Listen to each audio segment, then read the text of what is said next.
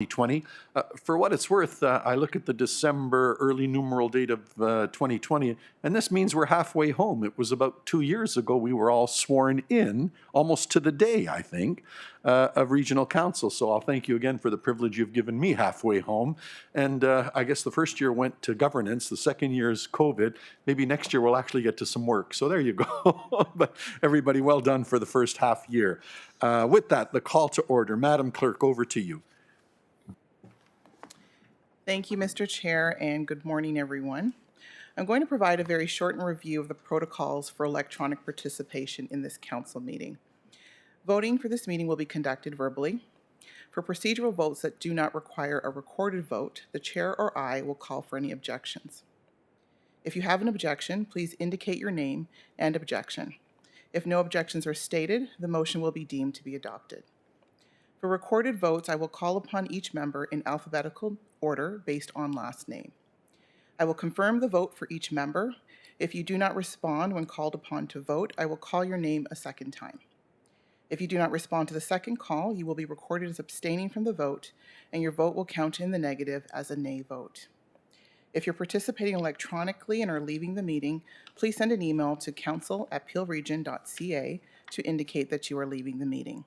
If you leave the meeting for any votes thereafter, you will be marked as absent. We'll now start with roll call.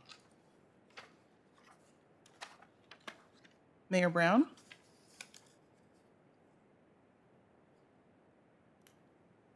Mayor Brown? Thank you. Councillor Carlson? Here. Thank you. Mayor Crombie? I'm here. Thank you. Thank you. Councillor Demerla? Councillor Demerla? Councillor Dasco? Councillor Dasco? I can see Councillor Dasco, so I'm going to mark him as present. Councillor Dillon? Morning. Thank you. Councillor Downey?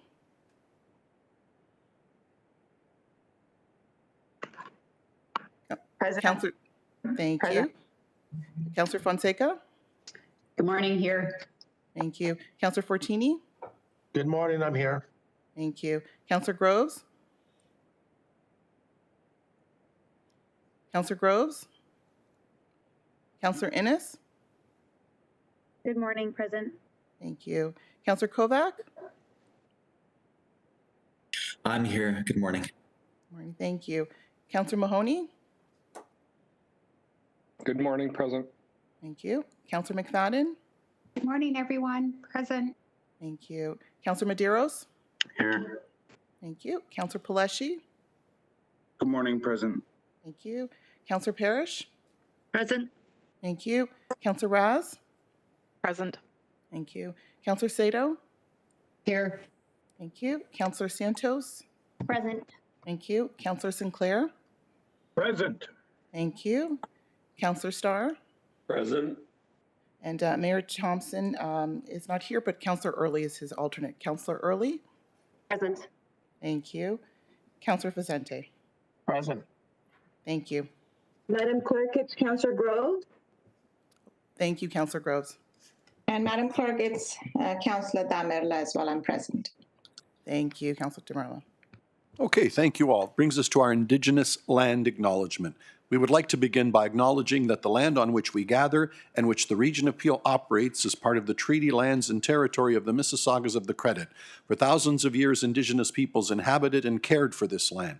In particular, we acknowledge the territory of the Anishinaabeg, Wendat, Haudenosaunee, and Ojibwe Chippewa peoples, the land that is home to the Métis, and most recently, the territory of the Mississaugas of the Credit First Nation, who are direct descendants of the Mississaugas of the Credit.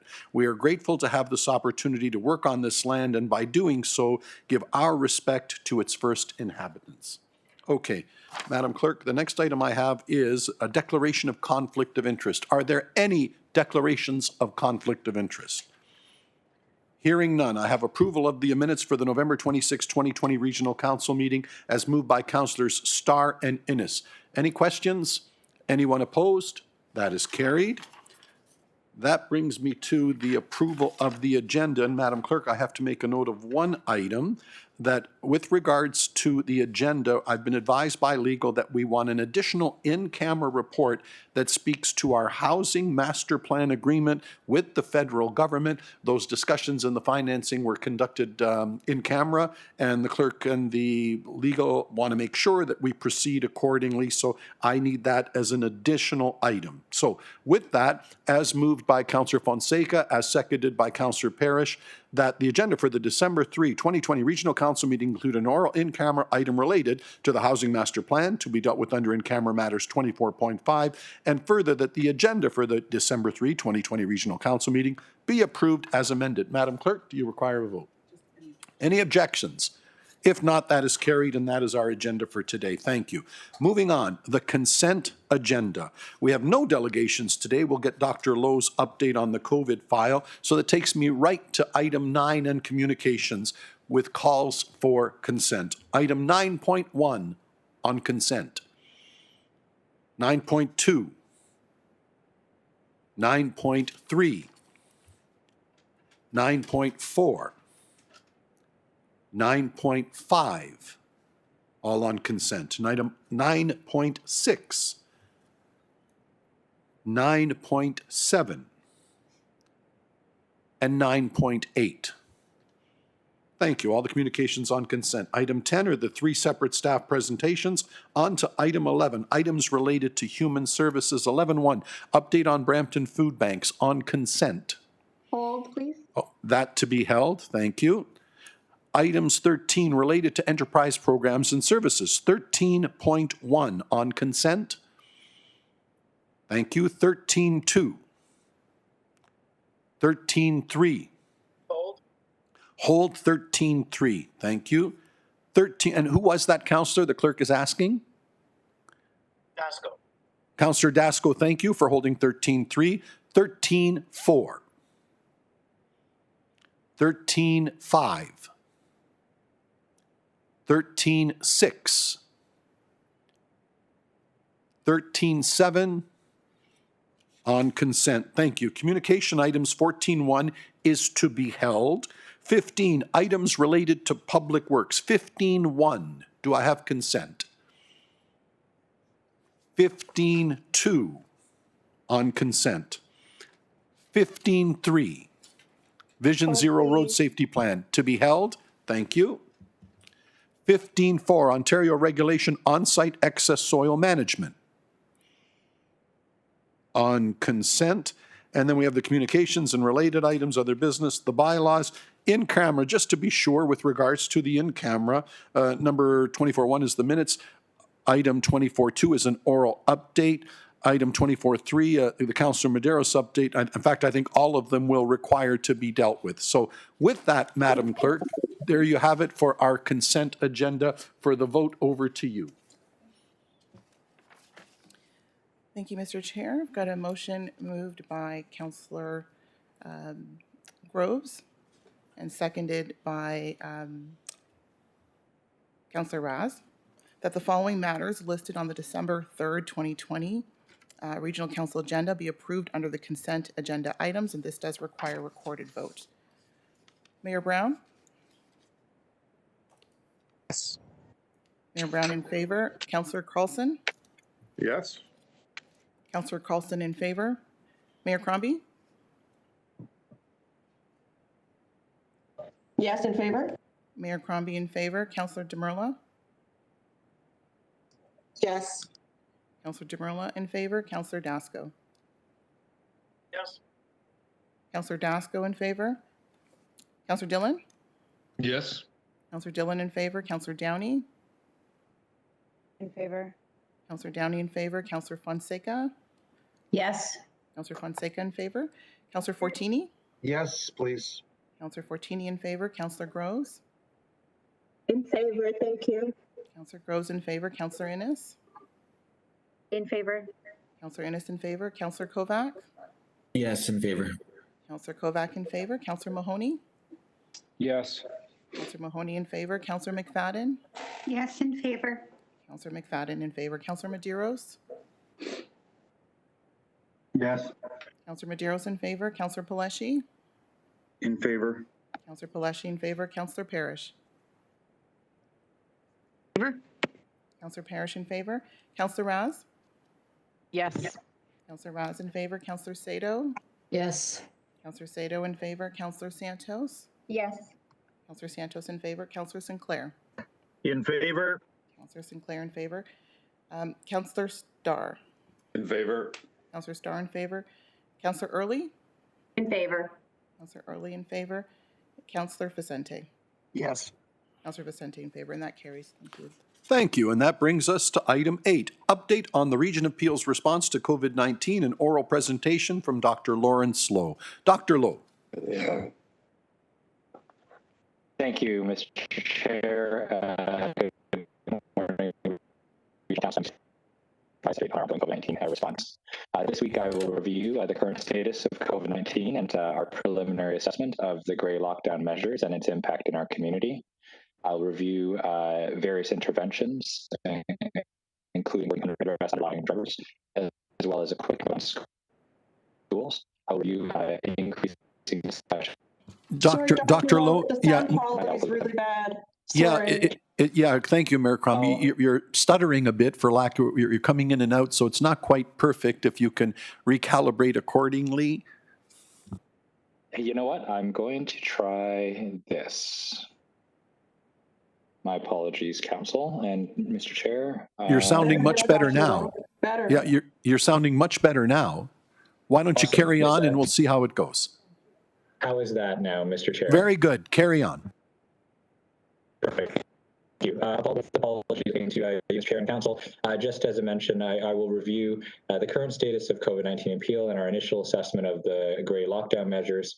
A note on interventions, particularly with a focus on underlying drivers and what's happening in schools. A little update on vaccines, and finally, I will close with a message to the community, which I think is really important to address. So in respect of our current status, this week is crucial to our efforts as we continue to track trends in our community and also in our vulnerable settings. I remain hopeful that the measures taken in gray lockdown will help to stabilize our picture. We know that transmission rates in Peel remain at high levels throughout all three of our communities. However, and this is why we need to remain vigilant in trying to see where the numbers go. At this point in time, over 50% of our long-term care homes have outbreaks. Many of these are staff cases that have been found on surveillance, but increasingly we are seeing large outbreaks in some long-term care homes where lapses have occurred. We also know that our hospital picture remains critical, and I was advised earlier this morning that at William Osler Health Centre, things have really ramped up in the last 24 hours in terms of numbers. I was advised that they are continuing to transfer patients out to other hospitals, but that those hospitals that are receiving transfers are also starting to get to capacity as well. I understand that they're trying to move as many patients out of the building as possible on what is called alternative level of care to essentially make sure that there's room for increasing COVID patients. They're also moving to only doing ambulatory surgeries and also in order to use surgery beds for other purposes. They're only focusing on doing urgent surgeries as well and cancer surgeries that require a bed. It's important to highlight that there is still capacity, and then in the community, if anyone is having a medical emergency, they should still go to Osler with confidence. But this is only really impacting more scheduled surgeries that are done for other purposes at this point in time. I also understand that staffing is becoming a significant issue to continuing to open further capacity, even if the space is available. So again, I think what we're seeing in terms of our cases will ultimately be reflected in hospitalizations 2 to 3 weeks later. I think that's the picture that we're seeing now, is the surge from the mid-November, the surge in hospitalizations from the mid-November surge in cases that we identified. My hope is that while we are seeing our case counts grow at a slower rate, that this will hopefully be reflected in a little bit of a reprieve for our hospitals, but we do know that things are likely to get worse before they get better in the coming weeks. In respect of the underlying drivers in our community, as I mentioned, we are seeing this week as very crucial in assessing whether the gray lockdown measures have had in assessing what the impact is their lockdowns have had. They came in, as you know, in effect on the 23rd of November. So through the weekend and into early next week, my hope is that we will continue to see our levels stay the same in terms of our current cases. So we've, as you know, been holding steady at 400 to 500 cases a day. We had a few days where as a region we were seeing below 400. And the goal is to keep it there rather than see it continuing to grow. However, we are still also working very closely with many partners to try to address the other drivers of transmission in our community and use this 28-day pause effectively. I'm very grateful for recent discussions that we have had with our provincial partners that are very promising and looking at some of these underlying drivers in terms of addressing things like lower barrier testing, in terms of addressing broader community testing that can help to assist and bring this under control. Discussions that are around how we can provide a more engaging communications with communities.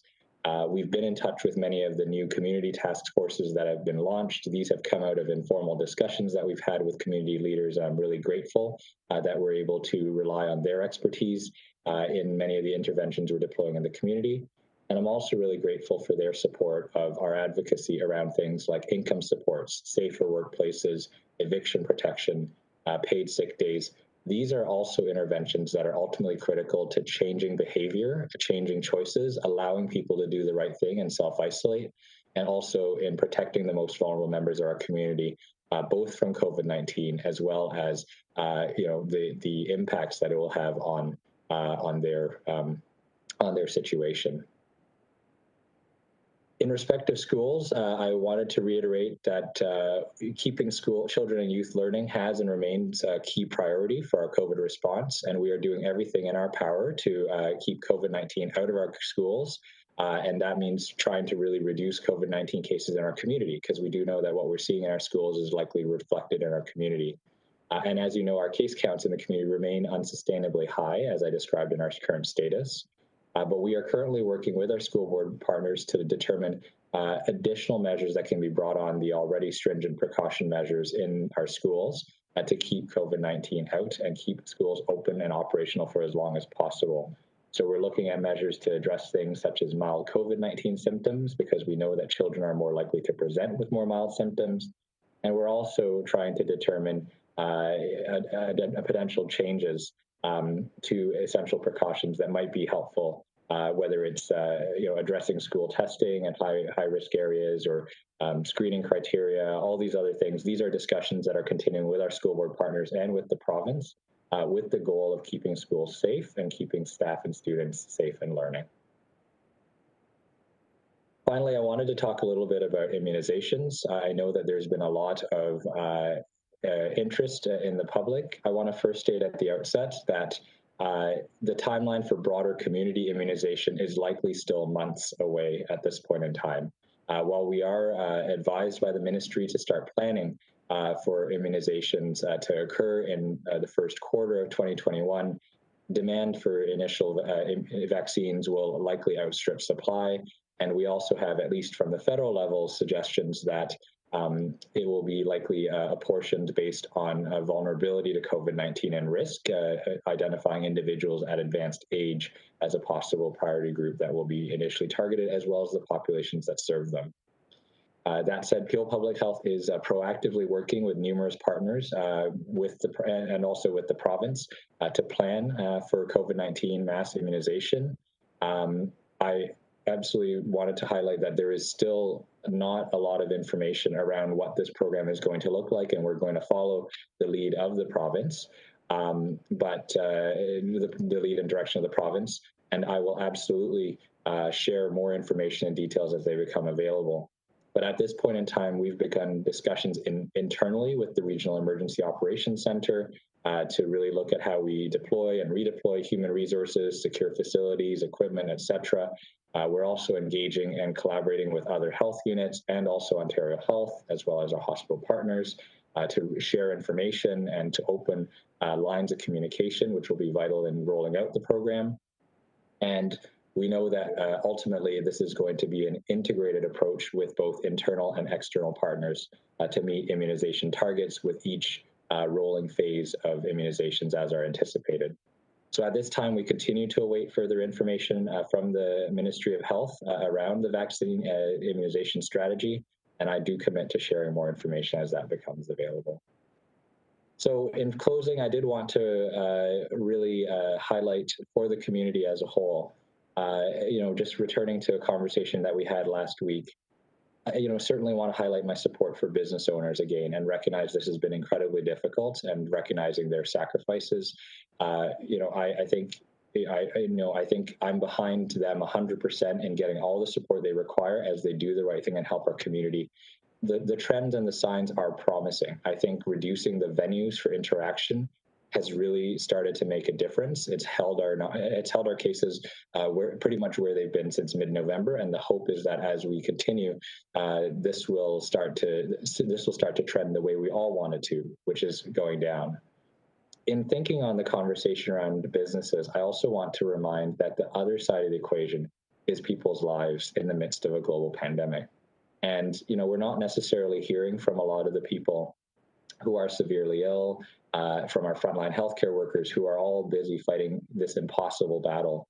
And very often, many of those who are actually falling sick are the most vulnerable members of our community. Our newest Canadians who are precariously employed and housed, working in jobs that are deemed essential, or our oldest members of our community and those who already suffer from pre-existing medical conditions.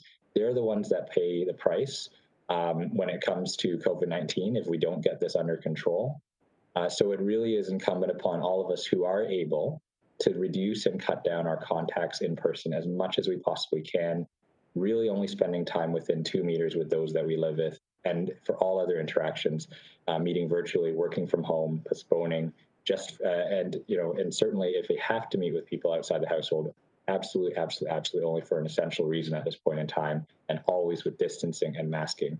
And so I think it's really important for me to finish by highlighting that at this point in time, we're so, with a vaccine in the horizon and more information on that hopefully coming, we can't let up right now. We need to continue doing what we've been doing to protect each other, to protect our community, and recognizing that the current measures in place are about making sure that all of us are safe from COVID and ensuring that those who are most vulnerable and working on the front lines are protected, and that we as a community are controlling spread, preventing hospitalizations and deaths, and getting our community back on track so that we can reopen with confidence. So with that, thank you, Mr. Chair, and I'm happy to take any questions at this time. Thank you, Dr. Lowe. My list is Crombie, Demerla, Raz. Mayor Crombie. Thank you, Dr. Lowe, and thank you for the update. I'm concerned that we're stable, but not quite. We're still increasing, just not at the same level of increase or the same exponential growth that we'd seen before. And we have been in lockdown or phase 2.5 for more than just since November 23rd, because prior to that, we were only briefly in the red zone and we had been in stage 2.5. So not enough is being done to reduce the numbers. I'm very concerned about our businesses as well, and particularly Mississauga. We see that our small businesses are shuttering and some release signs are going up, and yet the big boxes are thriving, Dr. Lowe. This is a constant theme for me. I'm very concerned that one group is thriving and others are being pushed into bankruptcy. So I don't know what to say. I don't know if our measures are effective enough. I don't know what's fair is fair. Maybe close everybody down for a week or two, or find a way to open everybody safely, because many people feel safer being in their local retailer than they do in those big box stores, and you've seen them, and many look like it's shopping on Christmas Eve. It's pretty much a madhouse. So if you could comment about that, that's number one.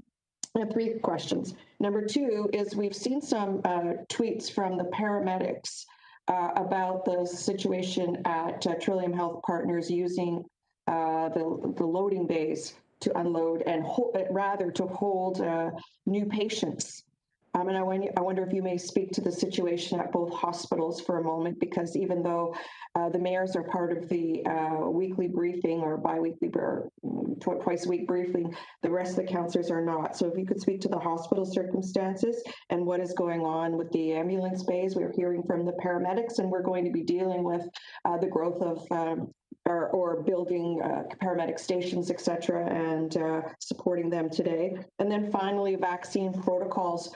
Do we have a group, a committee in place that are creating a protocol so that we know how we're going to distribute this vaccine, where it will be distributed, who's on the priority list, and I assume they have to be the most vulnerable, or in long-term care residents and their staff, and then the essential workers, et cetera. So if you could assure us all what that protocol is. So just kind of 3 questions on 3 different themes, and then I'll cede the floor. Thank you.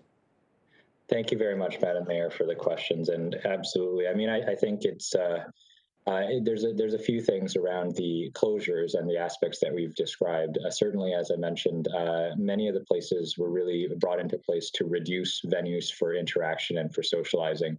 But we do recognize that, as I've mentioned, in respect of essential activities, there is a certain amount of in-person that does occur. I think it really is the idea that if you have one small business open, it's, individually at a local level, that's probably not as much of a transmission risk. But when you have thousands and thousands and thousands of them open, the possibility for lapses increases, the possibility for post-contact interaction increases, and many of them will be safe, but many of them won't necessarily be as well. Recognizing, of course, that the big box stores as they stand right now, and I'm speaking from a health perspective, not from I can't speak to the business aspects of, or the supply chain aspects of things as to why they are open as opposed to small business. But the big box stores are supposed to have measures in place that protect individuals in respect of distancing, masking capacity. And if the issue is that they are not being adhered to, then this becomes an enforcement matter. Going back to the idea that, people do need to get their essentials. They need to get their essentials from somewhere. And to the extent that that can be, enforced to be done safely in line with my recommendations that essential in-person interactions take place with precautions. That's where I think this is really, really sitting at this point in time. That said, I do recognize the sacrifices that are being made by our business owners. It hasn't been an easy year, and I have stated my strong support that they receive any and all support that is available to them to help weather the storm. In respect of the situation at Trillium Hospital, I have information, and this is, I did speak to William Osler because that was top of mind with what came in this morning, but you're absolutely right. Both hospitals are operating entirely at capacity. Our hospitals here in the region of Peel have cared for some of the greatest volumes of COVID-19 patients throughout the course of this pandemic. And we know that at this point in time, Trillium Health Partners is also at 101% capacity across all sites, but much of that being driven by COVID-19 numbers as well. And in respect to the ambulance phase, one thing that, so while Osler has been canceling surgeries and only offering the most urgent treatments, we know that Trillium's been doing some of the same, but they've also been aiming to accommodate COVID-19 patients in non-traditional spaces, particularly because, as I understand it, in both the space is finite, and especially in Mississauga site, this site, as I understand it, is a little bit older and undersized for the community. And so the hospital has worked very hard to both ensure that it is able to provide care to COVID-19 patients and prioritize their safety, while also addressing the concerns of paramedics. And so I will have the Commissioner of Health Services also speak to that specific question. But in respect of what is happening, I understand that they have essentially they are now essentially using the ambulance bays as venues to treat individuals with COVID-19 patients. And it's, these are indoors, they're appropriate, and they're being created with appropriate isolation protocols, and they are appropriate distancing in order to address some of the high volumes that are being seen in the emergency department. So I know that's not necessarily ideal, and then I'll quickly speak to the vaccine protocols before turning it to the Commissioner of Health Services.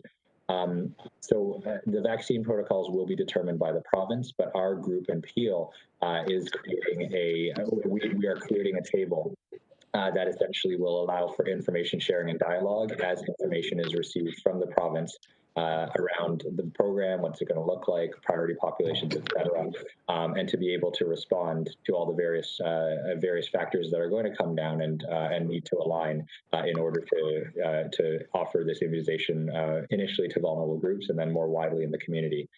So certainly once provincial protocols become available and more guidance becomes available, I will absolutely bring that to council in an update. I think the other thing that I would highlight is there is a statement by the National Advisory Committee of Immunization that was published in the Canadian Medical Association Journal that may provide a bit of a glimmer of insight into what might be coming with the identification of elderly as well as individuals who are rendered vulnerable by their medical conditions being the primary priority, and then those that care for them, healthcare workers, et cetera, as a secondary priority. And then below that, essential workers who, such as police, fire, et cetera, who may be a third priority. And then the fourth would be determined by the epidemiologic picture observed in the community. Again, that is just national advice at this point in time from the National Advisory Committee of Immunizations, and the actual rollout will fall to how the Ministry of Health identifies and mandates it.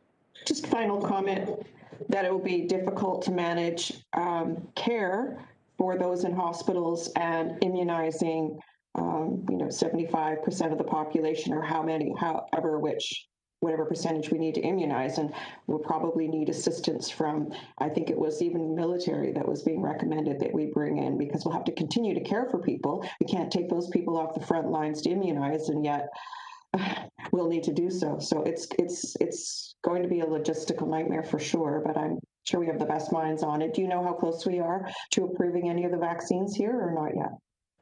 So through you, Mr. Chair, yeah, so through you, Mr. Chair, to Mayor Crombie, I have no further information on the timeline for approval, but I know that they've been working very quickly, and they're able to move very quickly because they've essentially cleared out all the rest of the work and are pretty much just solely focused on reviewing the data in respect of this vaccine. So I'm sure we'll hear from our Health Canada counterparts at probably in very short order, and I think in respect of the logistics, you're absolutely right. Our hospitals are at capacity treating COVID patients. Public health is at capacity doing outbreak investigations in case of contact management. So I suspect that there was a reason why the provincial government tapped retired General Hillier to lead the COVID task force, and we'll wait to see what comes out of provincial discussions and direction and guidance in respect of any additional human resourcing in addition to the actual vaccine logistics that may come available. I did want to see if the Commissioner of Health Services wanted to speak to the paramedics question in respect of Trillium. Nancy? Thank you, Dr. Lowe, and through the chair. I know there's been many conversations about that very topic between Chief Dundas and Michelle DeManuel, the CEO of Trillium Health Partners, trying to resolve the matter. So with your indulgence, I'm going to actually pass it to Chief Dundas, who will provide you some further information on that topic. Chief, are you on the call? Well, you're seeing the back of my desk. I can't switch my camera around really quick, but through you, Mr. Chair, thank you for the question. And Nancy is correct. I have been working closely with Michelle DeManuel with Trillium Health Partners and her team. The ER bays are adjacent flow centers to the emergency due to the capacities that they're seeing. The volumes are very overwhelming. With the amount of no bed admits in their emergency department, which is, can reach the numbers of 30 or 40 beds being occupied in emergency for admission waiting, which really puts a pressure on that. They've had to exercise the emergency bays to be able to accommodate space for COVID-type patients so that they can do the assessments in a safe and practical area.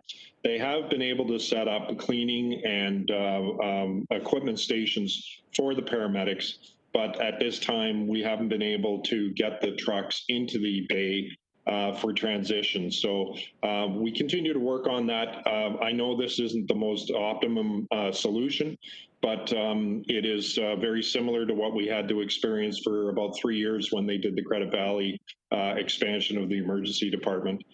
to be able to take care of that. So we continue to work. We're working hard. It's unfortunate it's during some inclement weather that this is occurring, but we will continue to persevere because as Dr. Lowe has alluded to, the volumes that we're seeing across healthcare, the paramedic volumes, hospital volumes, et cetera,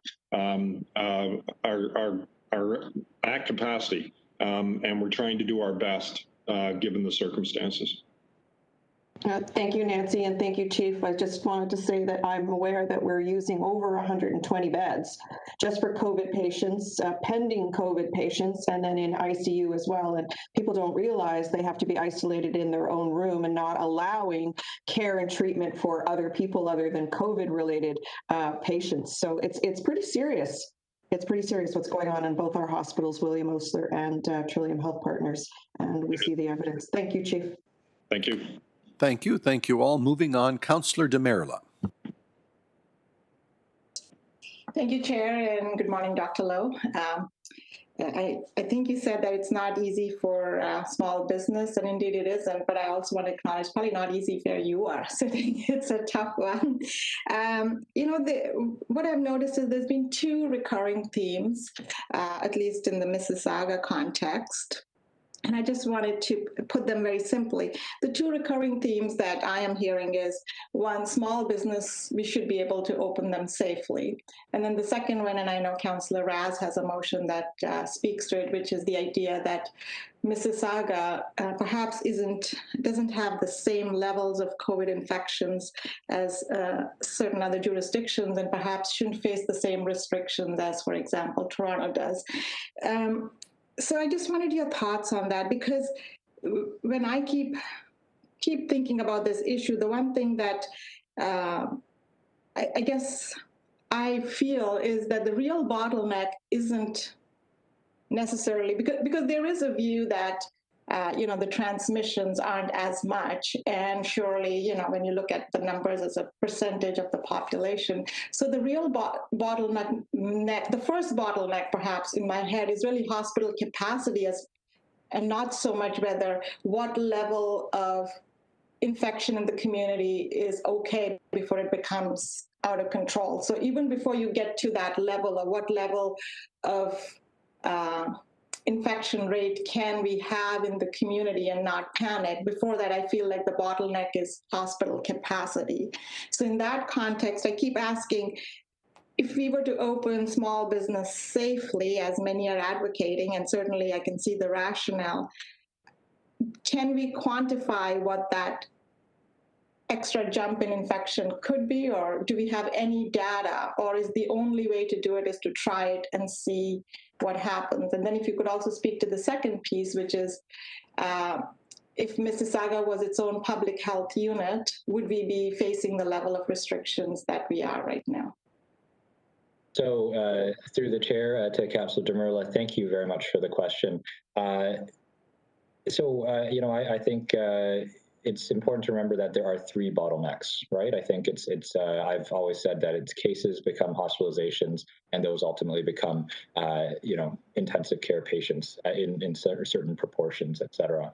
And I think I want to really highlight that the current state that we have in the region of Peel throughout all three of our municipalities it compares very favorably with many other global comparators, as you're aware. The reason being that we have taken these measures. So I think we have to remember that this disease grows exponentially, and that if you do increase contact numbers, eventually you will see, more and more cases, and then it goes from 10 to 10 to hundreds to thousands in the course of doubling and doubling. And so I think that's where the measures are right now. To the question of where things are at, the WHO and Harvard actually recommend that 25 per 100,000 case incidence rate is where you should actually be putting in more stricter curtailments and closures. All three of our municipalities are well above 100 per 100,000 at this point in time, and still above the province's red control zone threshold of 40 per 100,000. And again, we use cases because, again, they're a measure of community activity, which then translate into the hospitalizations that we're seeing. So The other piece that I would also add to Mississauga's picture is that we do know that Trillium Hospital, that we just finished our discussion about, is fully at capacity and is using ambulance bays now to actually treat COVID-19 patients. While they haven't gotten to the point where they're needing to ship patients out the way that William Osler does, if there is an additional surge there, that is certainly in respect of that bottleneck and that capacity that you speak of on the second threshold. So I think at this point in time, even if it seems that these are closed, Mississauga may actually be closed at a more beneficial time where you're at levels where this can actually hopefully come under a certain amount of control. And the idea being that this is the right time, if anything, to bring in these measures and to address them in the community. Throughout the whole region of Peel, that is what we're seeing. This is essentially the best way to make sure that we are ultimately keeping people and lives safe in making these decisions. So, I think that's sort of my assessment. And then in respect of figuring out what happens, how, or do we just need to see, we have the information from the provincial modeling table, which is certainly shared, the provincial models that have been shared. While we haven't had the opportunity to do some Peel-specific models or some municipal-specific models, just owing to our interactions with that provincial table, I'm happy to talk to the provincial modeling table and see if that's something that they can do. No promises, because certainly there's lots of other municipalities that would be looking for similar information. But we do know from the provincial modeling table that they say if the R remains at this level, if the R remains at this level, and all these other pieces, you can expect to see these number of cases. Those are the data that you keep seeing come out on Thursday, around 6,500 cases in Ontario by the end of December. And to the extent that we consist a significant portion of those cases, that essentially is where we sit on in terms of understanding where things are at and open, and how those levels of interaction and contacts translate into further growth. But I will, I will undertake to speak to my modeling counterparts to see what can be done in Peel, and also possibly at the municipal level. Certainly with the recognition that many other communities are likely asking the provincial modeling table for the same thing. But I can undertake to ask it. Sorry, just to clarify, what exactly will the modeling tell us? Because my question was really around if small businesses were allowed to open with some restrictions, can we quantify what that risk is? Is that what you're referring to? So through the chair to Councillor Dermerla, that's correct. The idea behind modeling is the idea of, if you've got current restrictions in place, or if you put like certain additional measures, if you increase these levels of contacts, there are ways to essentially model out what the increased interactions would be, and then subsequently what the increased or changes to cases would be as well. So again, this is something that we have certainly worked with the provincial modeling table on before, and you'll remember in the first wave we brought some Peel-specific data on that. I'm happy to revisit with them. It was a lot easier, obviously, in the first wave, but right now, just given all the different factors and different things that are open at this point in time, the models become that much more complex, and with the capacity to actually run them, that's where part of the challenge has been in terms of coming up with more specific, focused models for communities, as opposed to the provincial models, which get presented on a weekly basis. But yes, I can, as I mentioned, I can certainly take that back and ask them for that information. In general, the rule of thumb is the more things that are open in a community, the more interactions and contact will be occurring, and the more likelihood that there will be transmission. That is a simple, basic rule in respect of infectious disease dynamics. I have been very clear, I think, that there are also other drivers of transmission in our community, in addition to just the incidental day-to-day contact, that we do also need to address. And I think the measures I've mentioned in terms of, engaging the community through more targeted efforts, income supports, all those other pieces, those are also other critical measures that, you could put into a model, but we know would also help to change behavior. Ultimately, we're trying to reduce in-person interactions and contact, and that would include, getting people to do the right thing through some of those policy incentives, but also, through the venues and the places where they might socialize in our community.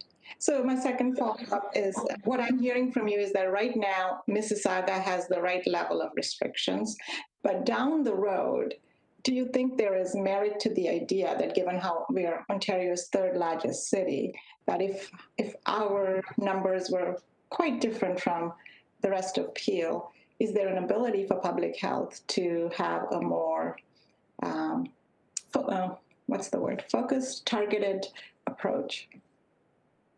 So through the chair to Councillor Demerla, it's certainly always something that we're willing to explore. But I think the important thing to remember is that ultimately, even the health unit boundaries to some extent are they're not invisible walls, and we do know that people live and work in different cities.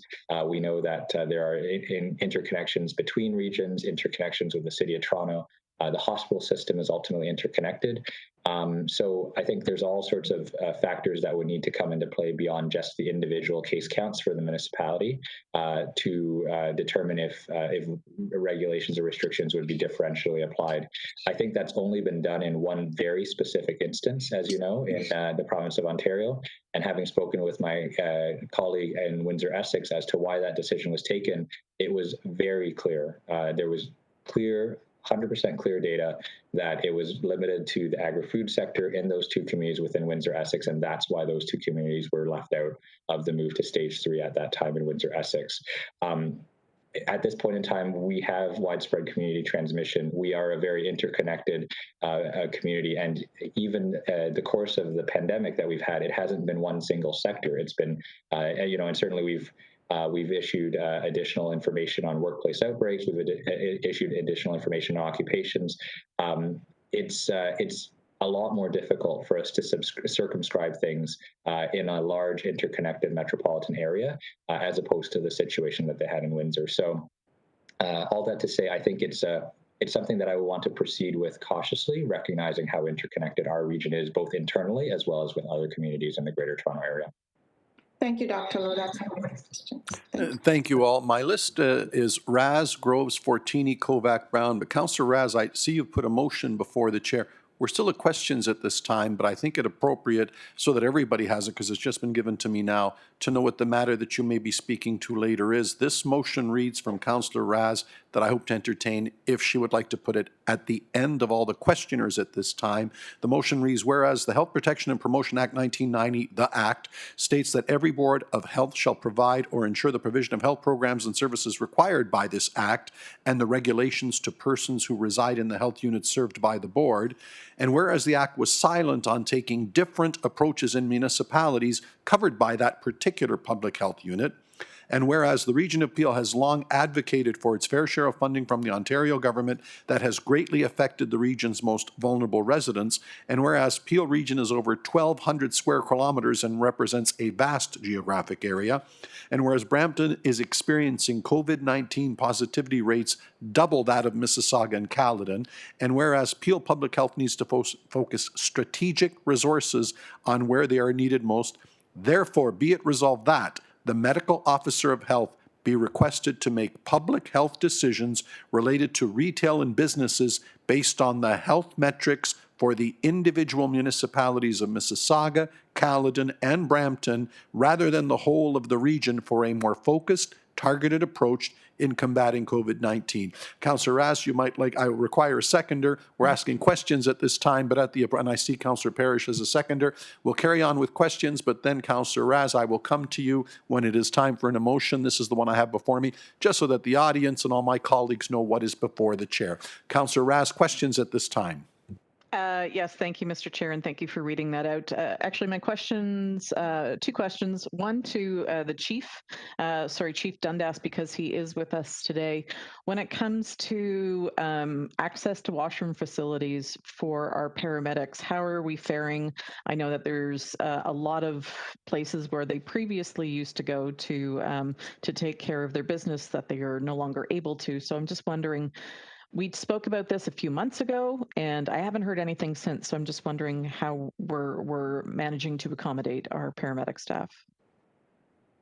Through you, Chair, that has not been brought up as a concern through the through our union executive, and they sit on our EOC command table that meets on a very regular basis dealing with the issues facing us. We have a number of stations available. Hospital facilities are available to them. There was some restrictions initially when hospitals were trying to lay out how best to approach COVID back in April, May, but that was easily resolved. The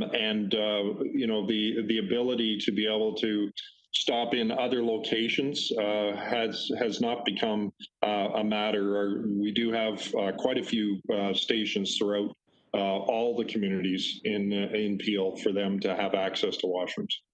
Okay, thank you very much for that clarification.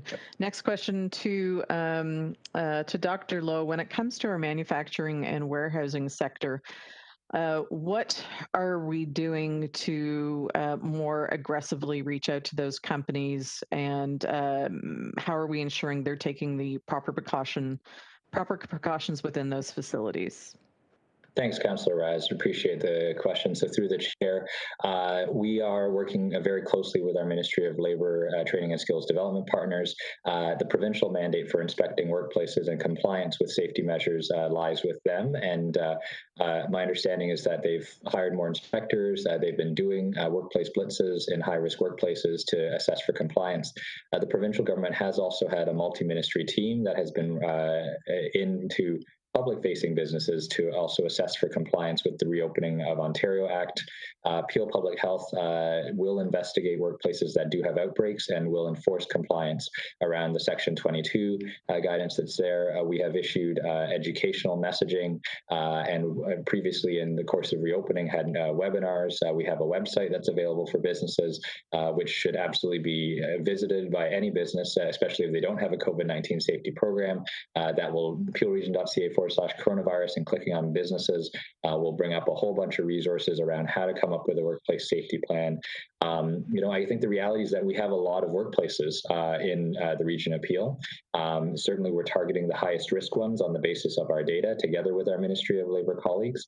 But there's also the bigger challenge that without things like paid sick leave, without things like greater community outreach to ensure that people understand their rights as workers, it's becoming increasingly challenging because this is happening again widespread throughout our community at different times in different places, and so we're almost always getting, at least for us in public health, our outbreak investigations are post facto once COVID-19 has occurred. So it really is in partnership with our Ministry of Labour colleagues who are also trying to get to the thousands and thousands of workplaces in our community. That's absolutely essential. And our challenge becomes that much more fraught at the levels of community transmission that we have right now because of the risk that someone has it and heading to work, maybe even mild symptoms. That increases the possibility that there will be a transmission in workplaces. So it really is, when we talk about trying to get case counts down, throughout the region and across all three municipalities, it is also about not just keeping it out of schools and long-term cares, but also keeping it out of businesses that remain open. Okay, thank you very much. And Mr. Chair, I'll address my motion after people have had the opportunity to ask questions. Thank you. Very good. Carrying on with questions at this time, then I'll come right back to you, Councillor Raz. Councillor Groves. Thank you, Mr. Chair, and thank you, Dr. Lowe, for your update. A lot has been said already by my colleague and Councillor Mayor Crombie. I certainly support where your advocacy for small businesses, and I think a resident of mine misunderstood your motion because thought that you were not advocating for small business, but in fact you were. So I am fully supportive of the advocacy there. Because I know that a number of my small businesses are really struggling. They've been struggling before, and as I said earlier or a couple of weeks ago, this has made it even that much worse for them. But I do have a couple of questions. I know, Councillor DeMerla, you asked the question regarding more focused public health targeted approach. I heard Dr. Lowe's answer and Councillor Raz. I'm glad you're bringing forward your motion because that's also been a conversation that my residents have been having and questions that they've been asking with regards to why do we have to all be in the same lockdown if our numbers are not the same. But a quick question for Dr. Lowe. In terms of transmission and recording, where, Dr. Lowe, I understand that if you work somewhere or you've picked up the virus in another municipality, and if you live in whether it's Brampton, Caledon, or Mississauga, it's reported that that case is here in wherever you live. So I guess I'm just wondering, how accurate are those numbers when we're talking about, or how fair is it when we're talking about the numbers of cases here in Peel Region, when in fact they're not actually picking the virus up here?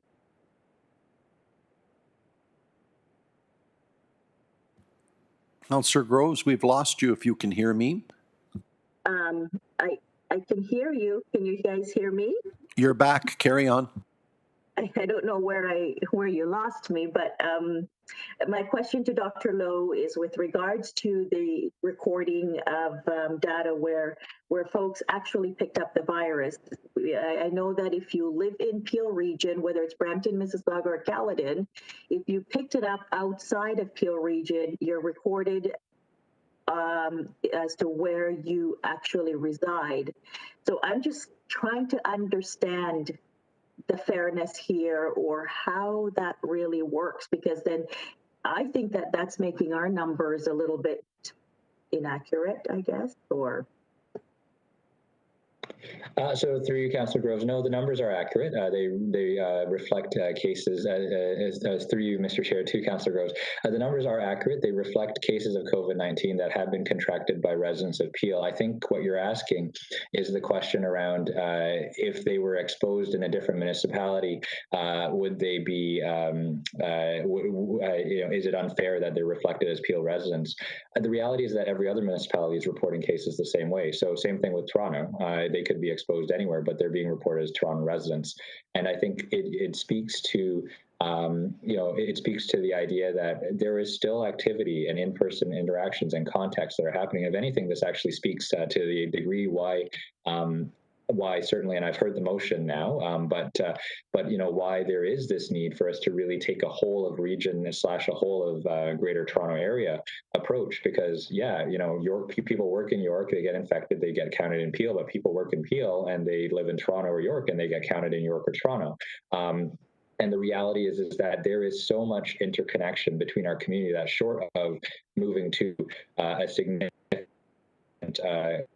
likes of which we're seeing in places like Wuhan or Melbourne, you're not going to be able to reduce that interregional travel, though we do still have that very clear recommendation that people only travel for essential purposes. So, I think the yardstick is used the same regardless of the municipality, and so the cases are counted thusly. And the exposures, as you know, are essentially related both to where it's happening within our community, in households, in social and workplaces, and we see it in our data, but also that those are connected to exposures in other jurisdictions, which are also seeing high levels of transmission, and vice versa. So I think it's if Peel was basically being measured strictly on cases by residents and every other municipality was being measured in some other way, then yes, I think I could make the case that there's some questions there around why there's a differential application. But given that every municipality is essentially having cases counted by place of residence, it really speaks to just the very connected nature of our communities, and the reality that exposures are happening, in a widespread manner at our levels of transmission, both within Peel as well as many of the other Greater Toronto Area municipalities that our residents interact with. Okay, thank you, Dr. Lowe. Thank you, Councillor Fortini.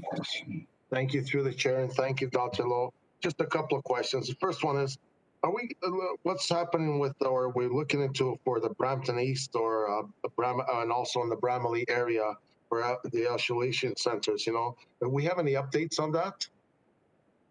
So through the chair to Councillor Fortini, we are aiming obviously to continue to assess the voluntary isolation program on a regular basis.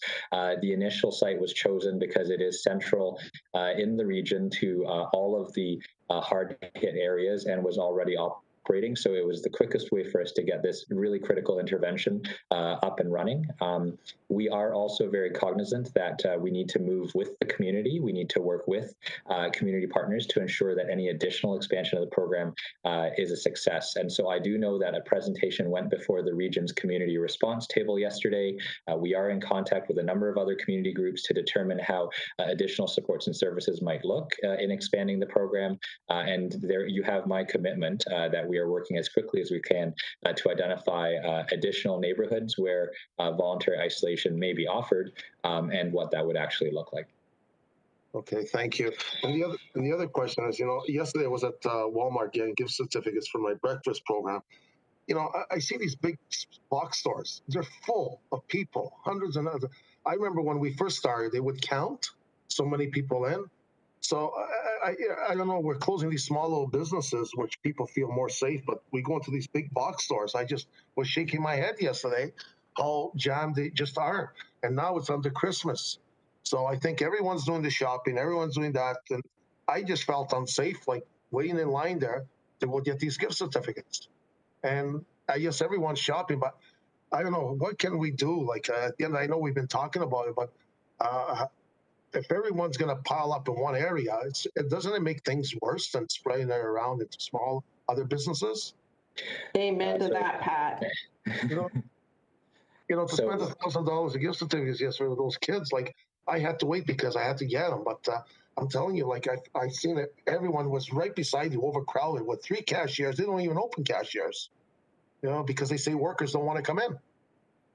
So through the chair to Councillor Fortini and to Mayor Crombie, maybe let's look at it another way. So our goal is to reduce in-person interactions as much as possible to the most essential.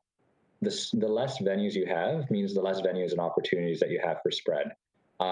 Big box stores are subject to restrictions through the provincial guidelines. They are meant to be limiting capacity to the point that people can distance. They are meant to be, enforcing masking, and they are meant to be enforcing capacity limits.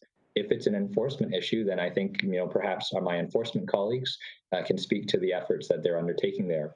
But if you think about it, if these people are all gathering and under the required pretenses within the regulations for safety, that's the one place that they might be going to, as opposed to if you have thousands and thousands of potential venues that might be open, where there might be just one situation in one outlet where people are just not wearing a mask, where you have people that are just it becomes exponentially more difficult. And I get it, for an individual business owner, they don't understand why it's happening.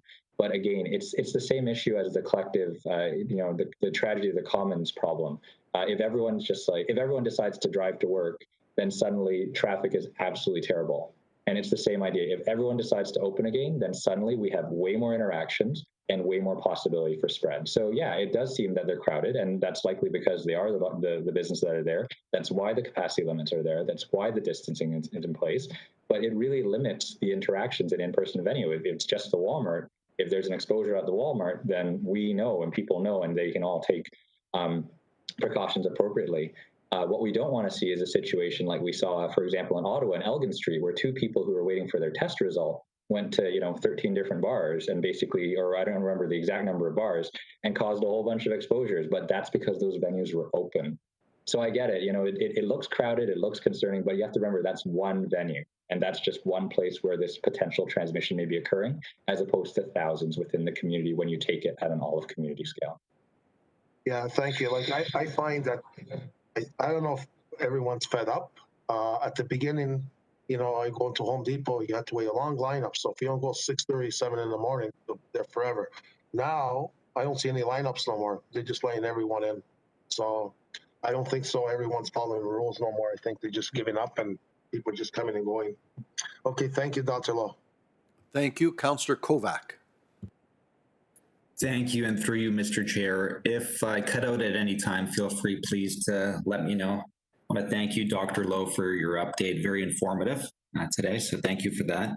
And just on the subject of the vaccine, I think it goes without saying that we're all looking forward to receiving a safe and successful vaccine. But do you foresee a scenario where there could be or will be forced vaccination potentially in future? I know the mayor referenced the military earlier. As we know, not everyone is comfortable with or supportive of vaccinating or mass scale vaccinating. So through the chair to Councillor Kovac, I'll start out first by saying that the vaccine, if it is approved by Health Canada, I would have full confidence in it. Having worked at the vaccine safety section at the Public Health Agency of Canada, I've seen firsthand the people and the rigor that goes into the process. I understand as well that while this has been a quick process, it has been made quick, at least from the regulatory side, by essentially putting everything else on pause to make sure that they have been constantly just keeping up and reviewing the data around this vaccine to ensure that it is both safe and effective and will be a useful tool in protecting Canadians. And so I would encourage everyone, as it comes available, to really think through, certainly to be clear about the side effects. And, as with any other vaccine, there's always mild fevers, sore arms, possible just tiredness or lethargy after the vaccine. But from what we can see, and especially for certain people, it will be a whole lot better, hopefully, than getting COVID-19. That said, to your question around mandatory vaccination, I don't believe, in terms of a forced vaccination by the military, I certainly don't think that would happen in Canada, and I would vigorously fight against something like that happening in Canada if the military were forcing people to be vaccinated. But in respect of any sort of mandate, that would ultimately be a provincial decision. I think at this point in time, where I can stand in the absence of any further information is, if the vaccine is approved by Health Canada and our regulators knowing the process that's gone into it, it really is just a matter of strongly recommending that as it comes available to our community, that they consider availing themselves of the vaccine. It really would provide both protection for individuals and their families, but also would hopefully get us, enough people adopting it would get us to a level where, we can essentially, confirm that community transmission will be interrupted. And I think that's the ultimate goal with a vaccine. Right now, the reason why we're closing things is because we have community transmission. And like I said, you can't throw all the cars out onto the highway because you're going to get a traffic jam. So if there's some way for us to do that with, to allow folks to be out there, I think that's really the benefit of having this intervention, particularly if it's safe and effective. Your comments are appreciated. Thank you. Thank you. Mayor Brown.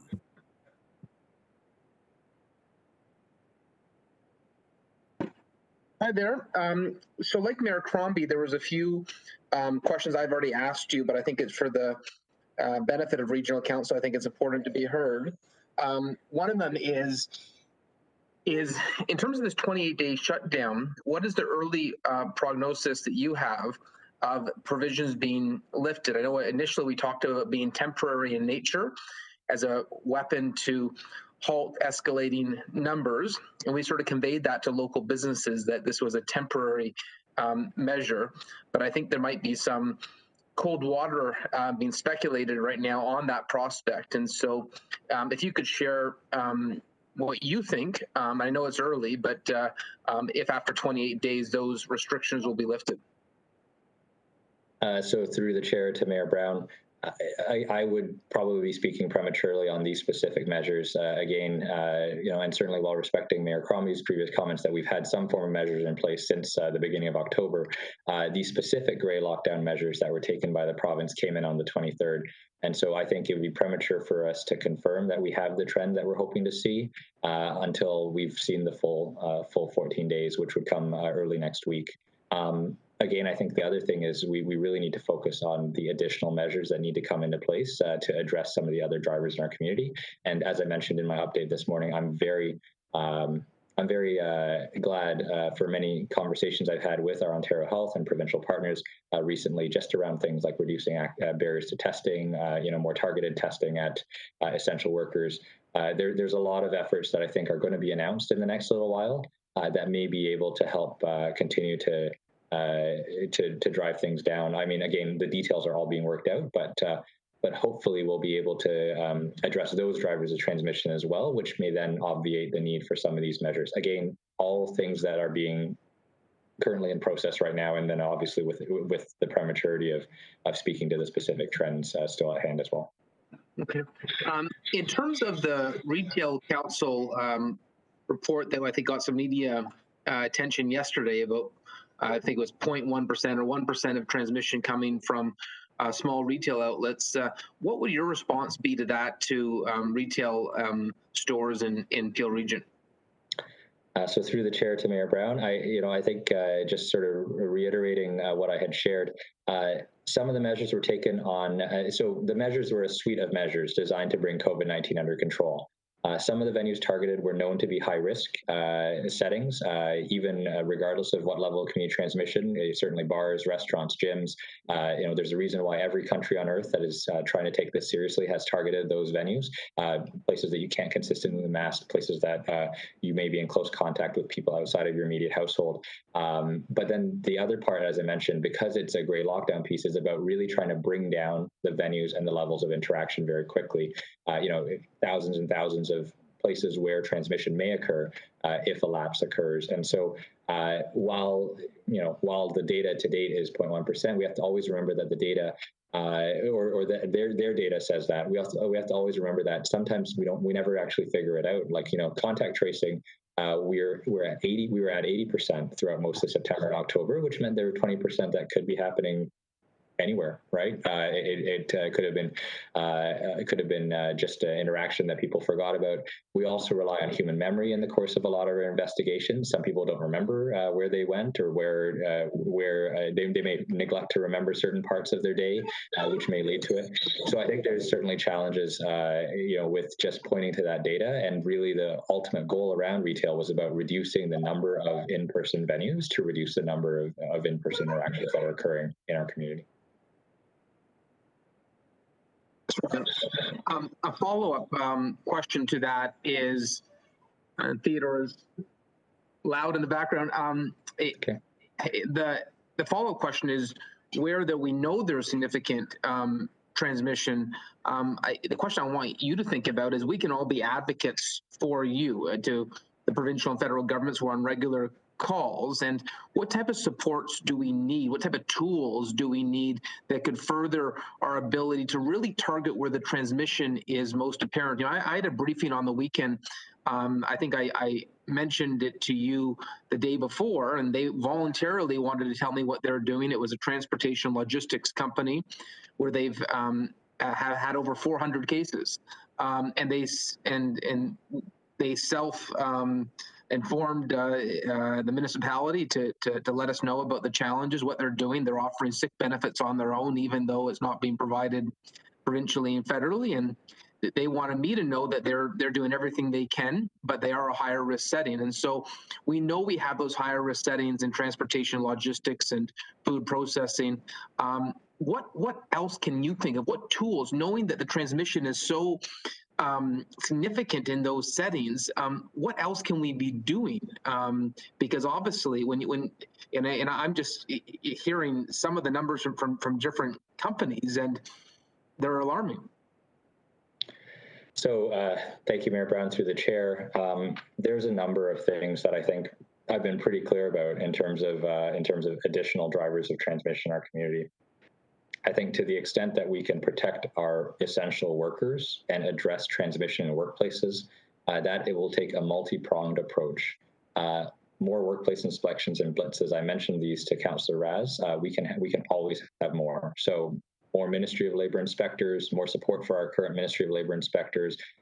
Continued focus on the high-risk workplaces, making sure that they're in there, that they're fining people, that they're with non-compliance, like making sure that they are taking every step that they can to protect their workers, especially if they're an essential workplace that can continue to open.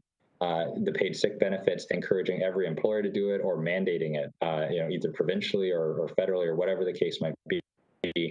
So that people actually are able to do the right thing and self-isolate if they have been exposed or if they have COVID-19 symptoms or if they've tested positive for COVID-19, rather than having to choose between doing that and their paycheck. I mean, that's simple, basic transmission science. If you're talking about reducing in-person interactions and risk, that's a quick win right there. We're engaging with the community, as mentioned, around expanding the isolation center and program. Depending on what we find, we may benefit from additional support. on the isolation on that isolation facility.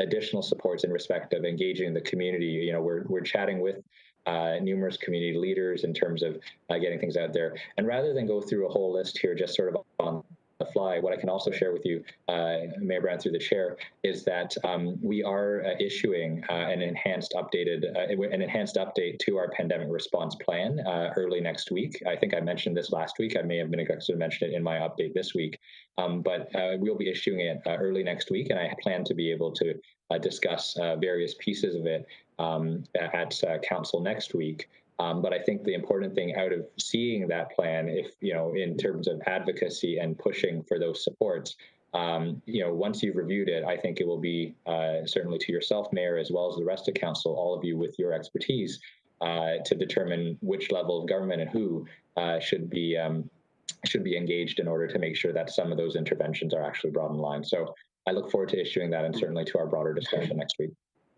Yeah, thank you, Lawrence, because I was thinking of things like rapid tests. You know, could we, could that be a tool that could be helpful? You know, is that something you've spoken to the province about? And because I imagine some of those essential workplaces, it could be very useful. Global TV did an expose just the other day on temp agencies within essential workplaces and how that's a higher risk. And so maybe you can give some thought into how we can deal with temp agencies where there are no sick benefits at all. And if you don't go into work, you lose your paycheck, you lose your ability to pay for, you know, put food on the table for your family. And so they're highlighting that there's a number of people who are going in hiding symptoms. And has Peel Public Health given any thought to how we reconcile the challenges that we have with temp agencies?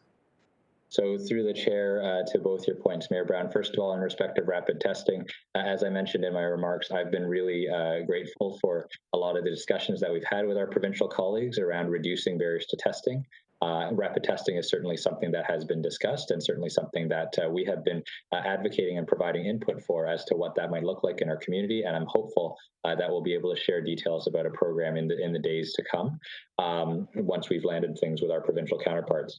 In respect of temp agencies, this is certainly something that I've identified. And when I talk about precarious employees and employment, it really speaks to the need for those employer protections that I've talked about. These agencies in particular are also the individuals that are employed by them are people that are the object of a lot of our community outreach and our community communications, because we know many of them also don't necessarily understand their rights as workers, or understand what they, many of the people who are employed by these agencies need to be sort of brought up to speed around what their rights are and how they can be protected. But to the extent that we can address that as a challenge, you know, we certainly have data, and I've spoken to data previously around agencies. One of the challenges we do know is we have to proceed cautiously, because you know, I think we want to make sure that the protections for workers are in place before we start highlighting the challenge and the issue that exists with these agencies. And so to the extent that I have been pushing the idea that we need to have more worker protections, we need to have more inspections, we need to have paid sick days, that those are the pieces that really need to be in place before we're able to really effectively tackle the challenge posed by temp agencies, because we know that if pressed at this point in time, ultimately the workers are the ones that are going to be challenged and suffered. So I think we need to tread very carefully, and that's why I think I've kept it very high level around the protections that need to come into place through the policy mechanisms first, before we actually start going after some of the bad actors in that sector. And the last thing I'll mention, Dr. Lowe, thank you for mentioning you're looking at ways to expand that isolation center. I know I'm a bit of a broken record on this, but since Councillor Pertini mentioned it, I just wanted to underline that's something we wholeheartedly support in Brampton. I know it's close to Councillor Pertini's. The area in the city that's really hard hit with essential workers is close to Councillor Pertini's ward in the East End. And as much as we were elated to see the federal funding last week, that $6.5 million. I would say the feedback we got in Brampton was a lot of questions. Why not Brampton? People aren't going to take public transit or a taxi, even if it's paid for, to a different municipality. And so that is a sore point in our community. I know you're well aware of that, and you're helping us with advocacy, but I'd be remiss not to put that on the record and highlight that's an issue that is a sensitive spot in our community. We hope that it can be addressed sooner than later. Thank you. Thank you. Councillor Downey. Thank you. Through you, Chair, to Dr. Lowe.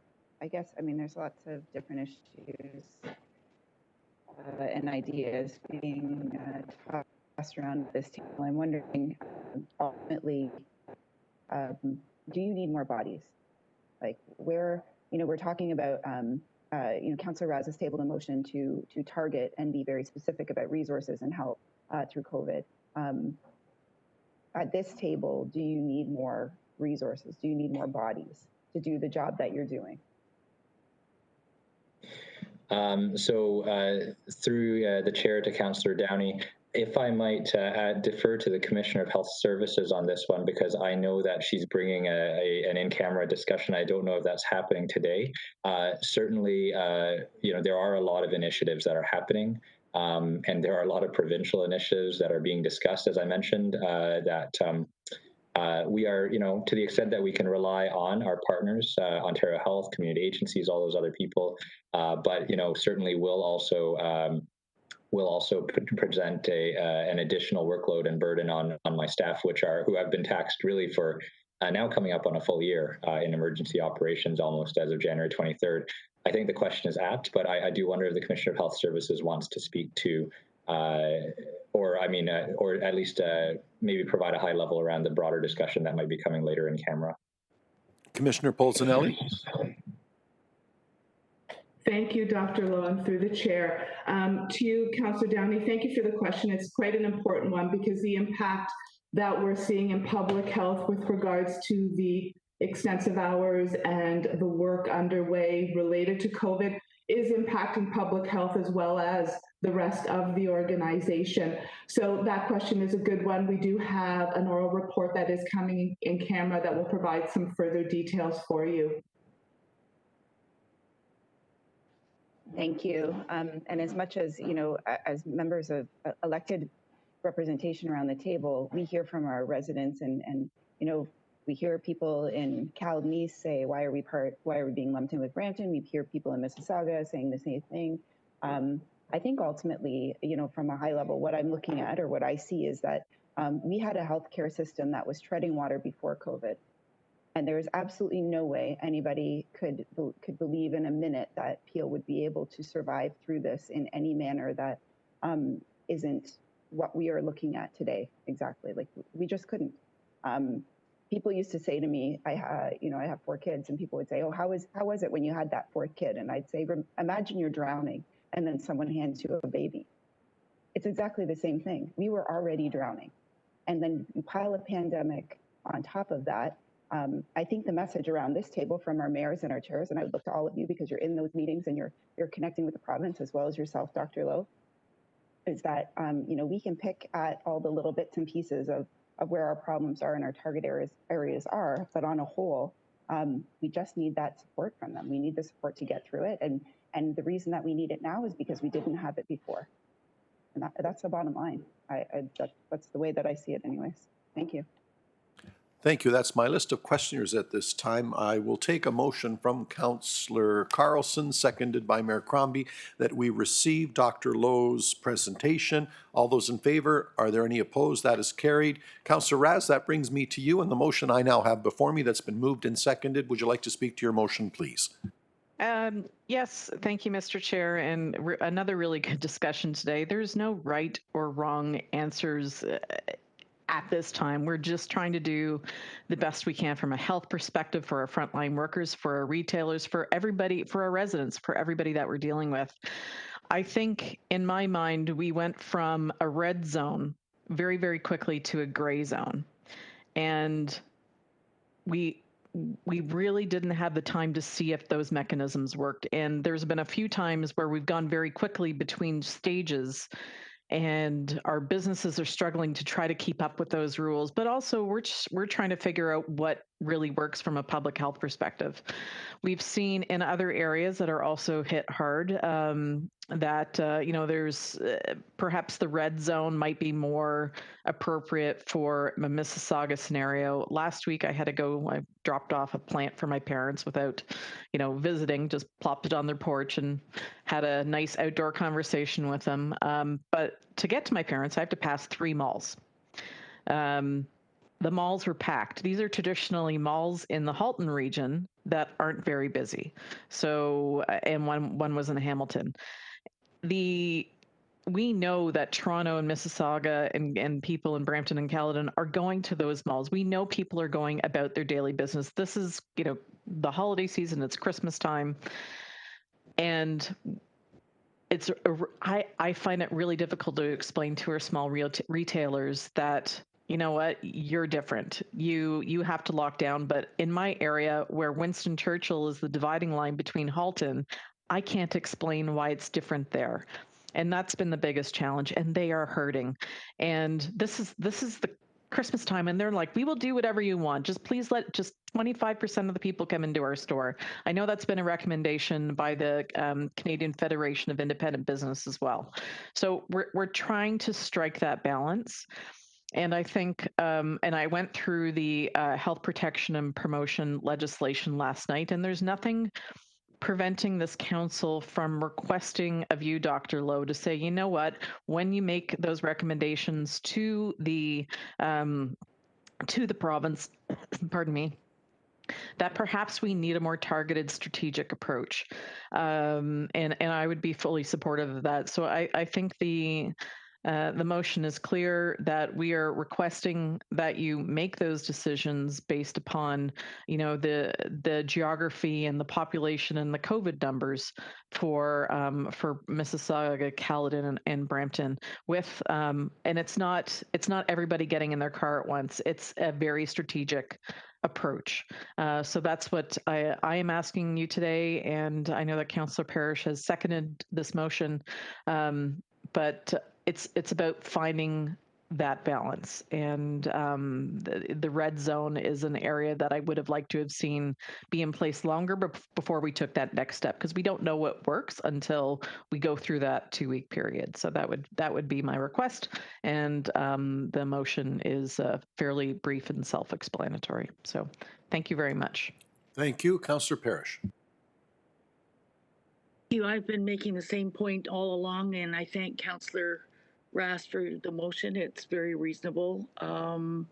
We are in a position where we should be concentrating resources where they're most needed, including the testing that Mayor Brown has talked about. He needs more help. It's not that we're being critical of Brampton, which I wouldn't tolerate in any of my constituents. That's where the people that are serving us, driving the trucks and driving taxis and doing all that tough work are concentrated. So that's where you need to concentrate your resources. Also, small businesses do about 1/3 of their business for the year around Christmas. And a lot of them are not going to come out of the other end of this COVID. Many of them will be closed, and then all the people who are employed in those stores will be out of work. It's a disaster. And as mentioned by Councillor Fortini, the shop, and Councillor Rast, the shoppers are pouring into plazas outside our region, which is actually, if you think about it, taking the virus farther abroad and jamming people together where the rules are being loosened. I've also commented in the past that rules have to make sense to people. And our small business owners do not understand this. They are bewildered. So are the people that normally shop in their stores. No, it makes no sense. And if it doesn't make sense, people start breaking the rules. And the big box stores and the Amazon type services are making a killing this round. And that's not why we're here. We, as representatives of small businesses and medium-sized businesses and the people who work in them, are not here to defend Amazon and big box stores. And I have a problem in Malton. I would even suggest that if Malton is still a really serious hotspot, you include it in the lockdown still. I want to protect those people as much as I can, and the tracing has to be careful there. And I want to open a second testing location in there. It took forever to open the one we opened. And the clinic was ready to open 4 months ago. We only got permission a couple weeks ago. So where it's reasonable and where we're going to protect people and where we're going to help people, I understand. What I also don't understand, and this is almost like one, I had a root canal a week ago. And that's where people are rootling around in your mouth and the spit and all the rest of it. And what I've been going through with my constituents is about as painful and as annoying, but I am also booked for an extraction. And these are medical personnel. They're taking every precaution. Everybody was in yellow robes and gloves and all the rest of it. But on a root canal, the dentist has to peer right into your mouth very closely. He has these little magnifying things on the end of his glasses. And he had a HEPA sitting beside me, which was, I guess, sucking all my germs into it. So there have to be ways that we can open these businesses. If dentists can keep working, small businesses can keep working, as long as they're responsible. And I think part of the reason we haven't allowed them to be open is I don't know how you police it. It will require a lot more people inspecting to make sure they're taking your name as you come in and your address and your contact numbers, and making sure there's not more than 5 or 6 people in the store at a time. I think monitoring it's going to be difficult, but after this shutdown, I think they will do their very best to follow all the rules just to have the privilege of being opened again. So I will support this motion. It's a recommendation. It's a request to you, Dr. It's not ordering you around. It's a request, and I hope you would understand that it's very, very important to us. And I will also be happy if you choose to leave Malton in the same zone that you would be keeping Brampton in. Thank you, Councillor DeMerla.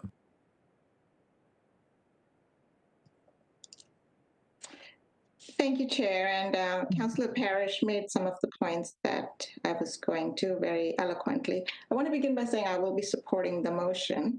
That said, there's a couple of issues. One is I will not second guess which stage Mississauga should be. I'm going to leave that to you, Dr. Lowe, and the best evidence.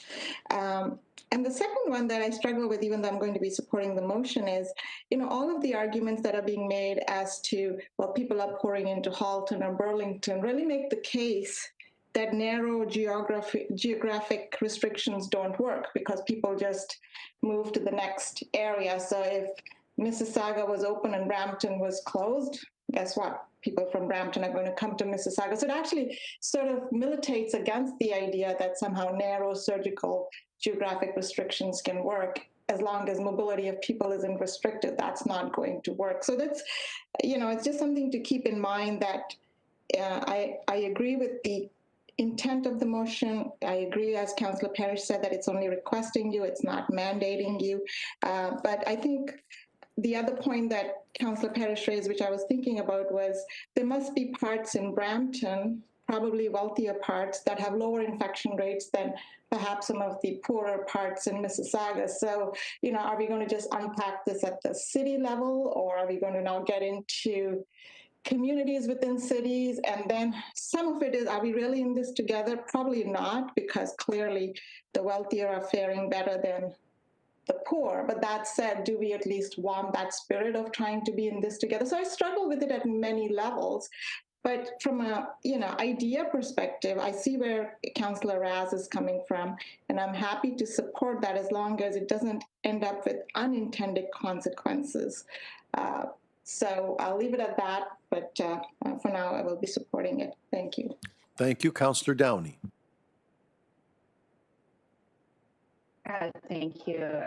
Through you, Chair. Actually, I think Councillor DeMerla really rounded it out quite nicely. I think that in principle, in support of our small businesses, this is something I can get behind, but I'm concerned that there may be some unintended consequences with the language.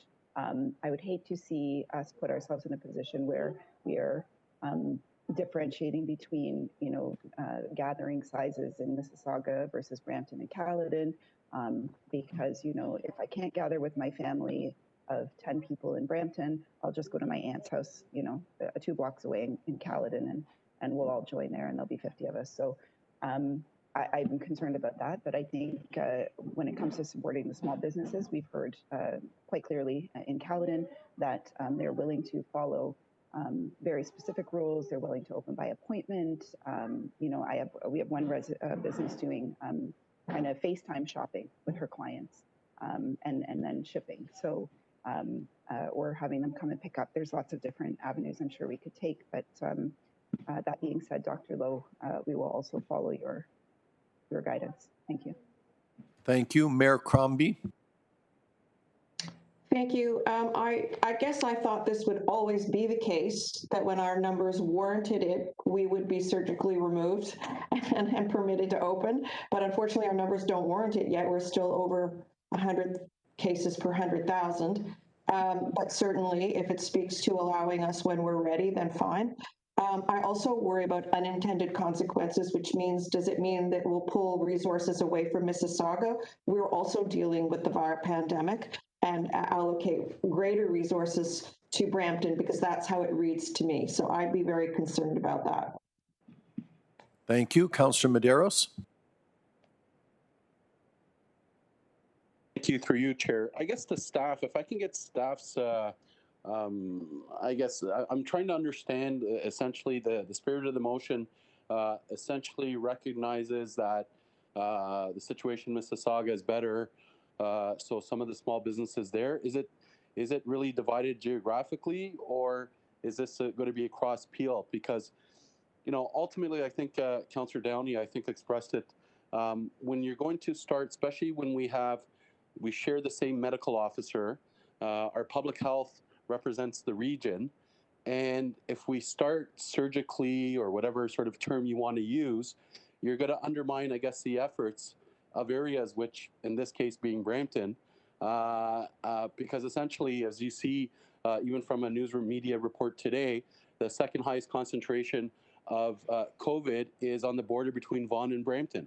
And, you know, so I'm really sort of want to hear what staff's reaction to this, and what are some of the sort of flags that maybe Dr. Lowe would sort of raise, or maybe some of his commentary. Dr. Lowe. Through you, Mr. Chair, thank you, Councillor Medeiros, for the opportunity to reflect and also to provide clarification on a few points. In respect of the legal aspects of whether I can do this, or what the Health Protection and Promotion Act provides for, I will defer to the regional solicitor after my comments.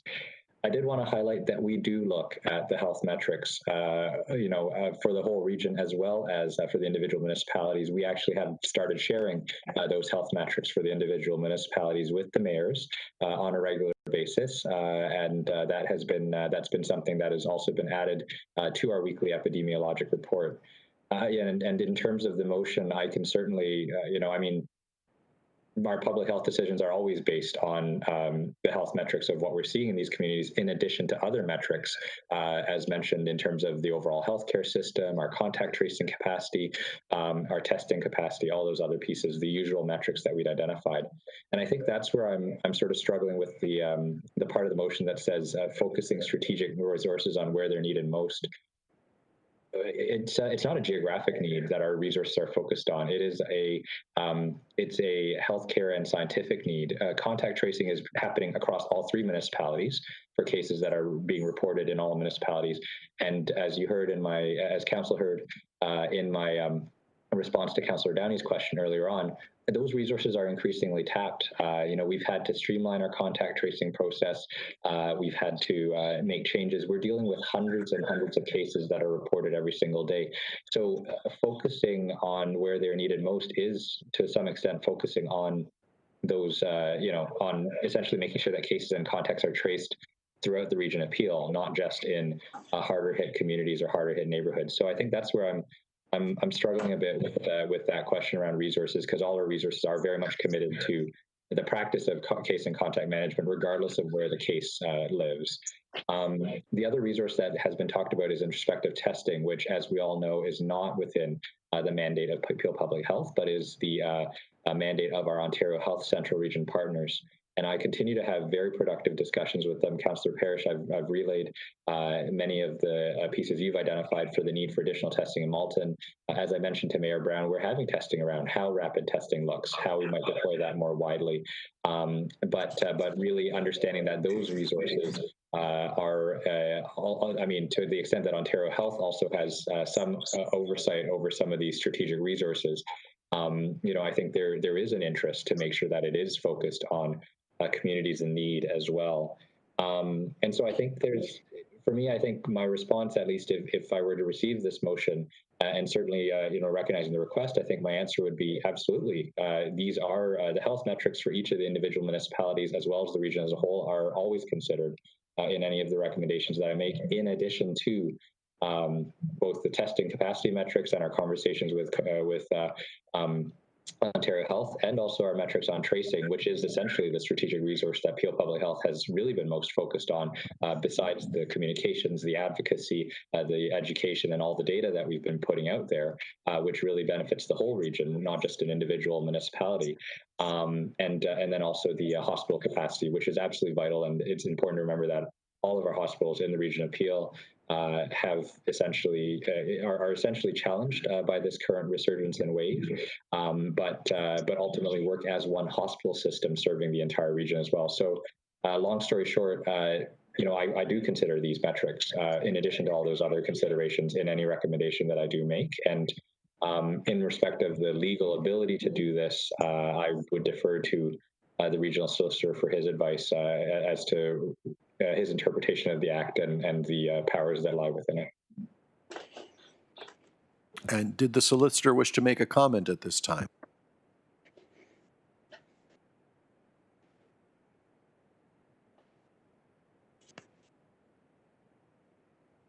Patrick, if you're trying to, I can't hear you. Did our legal wish to make a comment at this time? I'm going to move on with my list and see if well, Chair, just as a follow-up then, sorry, my apologies. Go ahead. No, you were still had the floor. Go ahead, Martin. And while we wait for Patrick, so I guess to hearing the answer from Dr. Lowe, this motion really doesn't accomplish anything that he's not doing already. So, I don't know if it's from, I do appreciate maybe politically local councillors have to show, I guess, their small businesses that they're being proactive, but basically this motion really doesn't have any teeth to it because Dr. Lowe just really expressed exactly what he's doing. So I don't think I could support that motion unless I understand and hear something different. And I guess I'll reserve to hear the opinion from our legal. Thank you very much.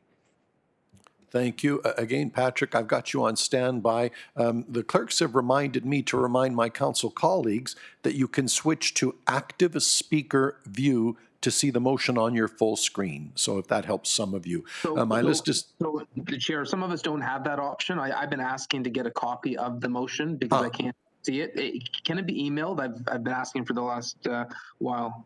Patrick, thank you. Staff, if we can accommodate Mayor Brown and others, because apparently the active speaker view doesn't accommodate everyone. Okay, I will carry on with my list, which is Raz, Mayor Brown. I will call out for the solicitor one more time then, and then we will go to a vote. Councillor Raz.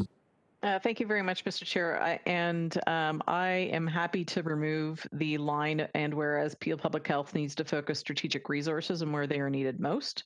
To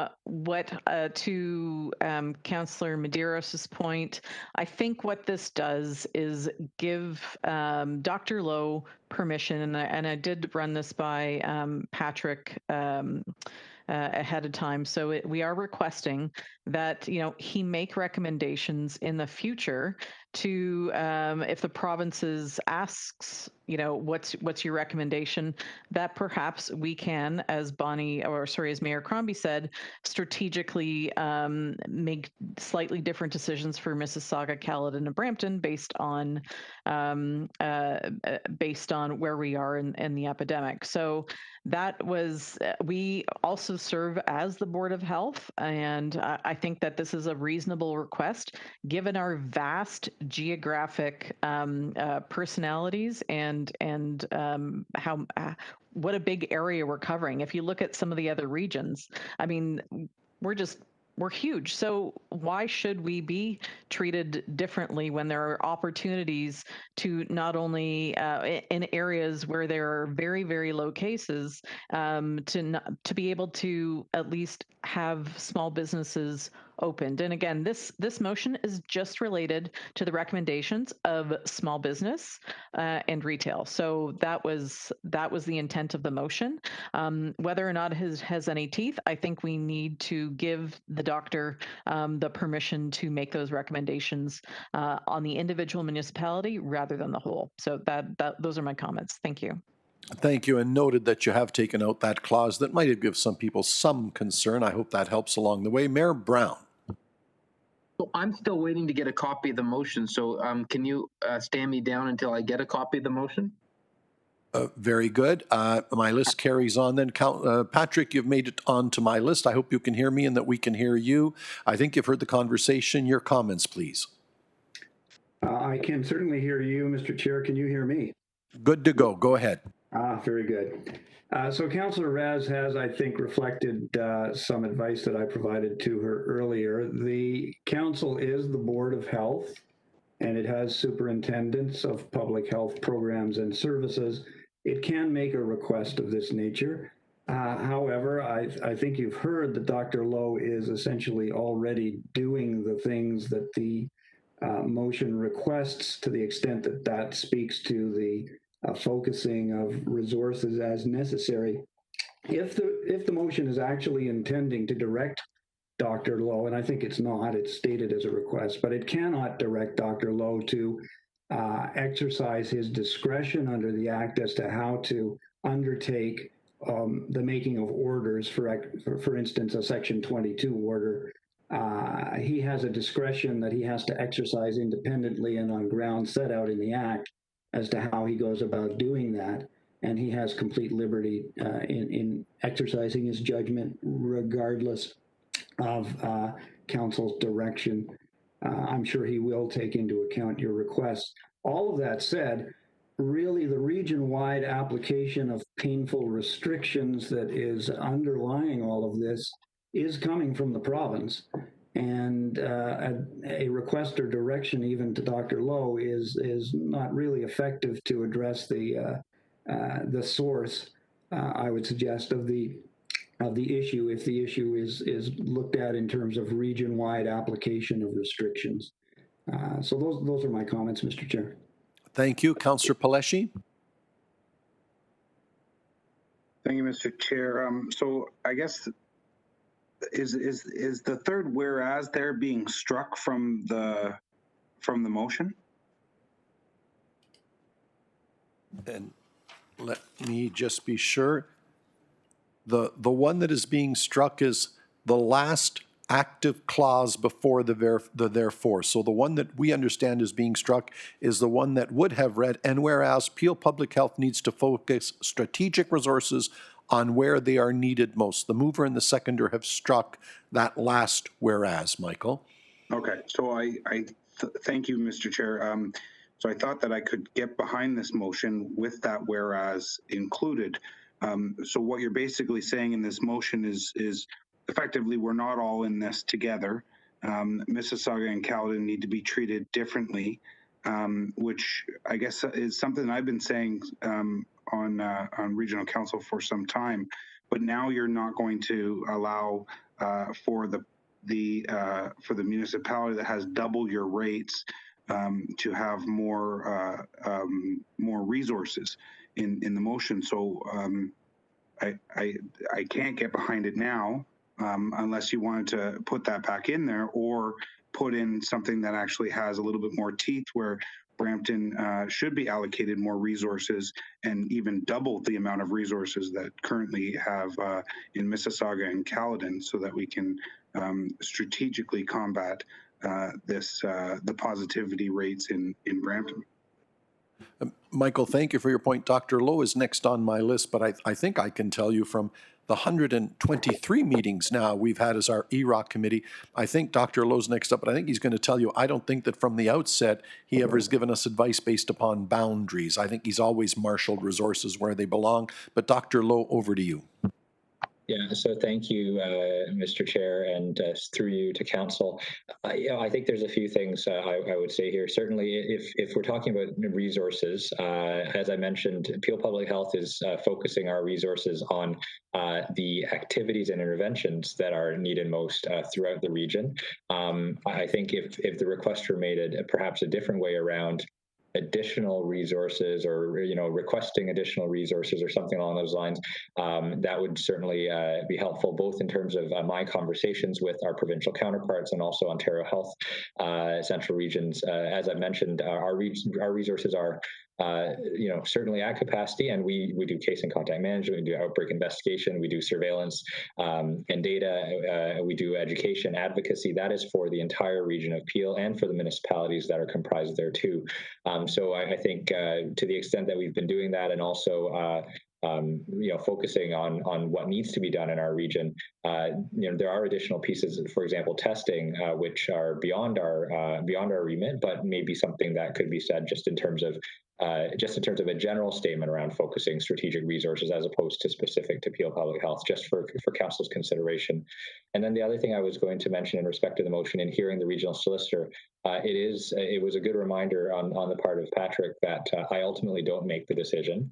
And so I don't know if the wording around requested to make public health decisions, perhaps recommendations would be better, certainly recognizing the solicitor's view that and as it stands in legal authority, that these closures and these measures are ultimately actually being taken by the provincial government through the Office of the Chief Medical Officer of Health, for who I issue recommendations to on behalf of our community or communities. Thanks, Mr. Chair. Thank you, Councillor Parrish. Lowe, I was going to make those same points that you and Patrick have made. Just to address Councillor Medeiros, I respect you greatly, but there was almost a hint there that we were doing showbiz for our small businesses, and I can assure you, Karen and I are not in the business of doing that. We're there because it's a legitimate concern, and we really want this to change. So just in case that was in the back of your mind, Peel has not had its fair share of resources for 20 years. So this is a case where we could ask Dr. Lowe to remind the province that we are at least 5 years behind on the census numbers in our fair share for Peel, and put that line back in that says we strongly request more resources from the province to attack our serious problems out here that are obviously surfacing in the middle of this COVID crisis. And I also agree that the province makes the ultimate decisions, but I know that we have 3 mayors and we have Dr. Lowe that are in contact with the province. And if Dr. Lowe were to take on this as a request, when he talks to the province and the mayors support him, that maybe they will listen to him. So I think what we're trying here to do is give you some ammunition so that in your next conversation, you can say the strong feeling of the region of Peel is, one, we've been shortchanged for a very long time, and we're going to come back out of this thing fighting harder for fair share for Peel. Number 2, we need more resources right now to make up for that shortfall. Number 3, we would like you to give us permission on a section by section, Caledon, Mississauga basis right now to open small businesses. And if you want to go even further and open some small businesses in Brampton, I don't see the problem. What we're doing, as Councillor Rass has said, is we're a massive area and we have a massive number of people, and we're kind of treating them all the same, and that they're not all the same. And the region, the lower tier municipalities aren't the same. So I just want to assure everybody that Karen and I have been consistent through this whole thing that we want the small businesses to have some way of staying open. And we're not doing this for show business. We're doing this because we really, really mean it. And if Dr. Lowe could take that message, as well as the request for more resources, I would be very happy with that. Thank you. That exhausts my list. Mayor Brown, are you? Yeah, Mayor Brown, I was going to come to you before I call. Are you satisfied you've received what you required? Yes, I received the email, the motion, so I can speak to it now. I will share some of Councillor Medeiros and Councillor Taleshi's concern. I like the whereas that talked about dedicating resources to where there are issues. But when I read the motion and it speaks only to positivity rates, that's not the matrix the province looks at. And so, I understand from the Premier directly, he told me they look at fatality rates, they look at hospitalization, and they look at positivity rate. Dr. Lowe, is that your understanding too, that they also look at hospitalization and fatality? So through the chair to Mayor Brown, I think there's a lot of metrics that are actually looked at in terms of this decision. And that was the reason why I put my hand up, because I was going to ask the regional solicitor. I think I've made it very clear in my previous remarks that these metrics are one of the metrics that I use in the course of providing my public health recommendations. I just wanted to be clear that in the wording of the motion, it's not asking me to only use these metrics for the purposes of my recommendation. I don't know if that.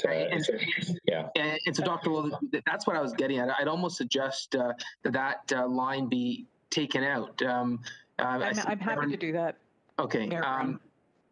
Because that was one of the concerns I had. The other thing I have is that, me and Bonnie and Alan, we certainly have our ongoing discussions with Dr. Lowe, and there's lots of times that we challenge him on things we're hearing, but ultimately at the end of the day, we want his recommendation. And it's okay to ask questions and to give feedback and for people to challenge us, and so we can hear his rationale. But I wouldn't want us to be tying the hands of public health. I think Councillor DePica spoke eloquently last week about making sure we don't try to politicize public health decisions. And so, I believe our medical officer of health will make the right call. And I wouldn't want any motion that would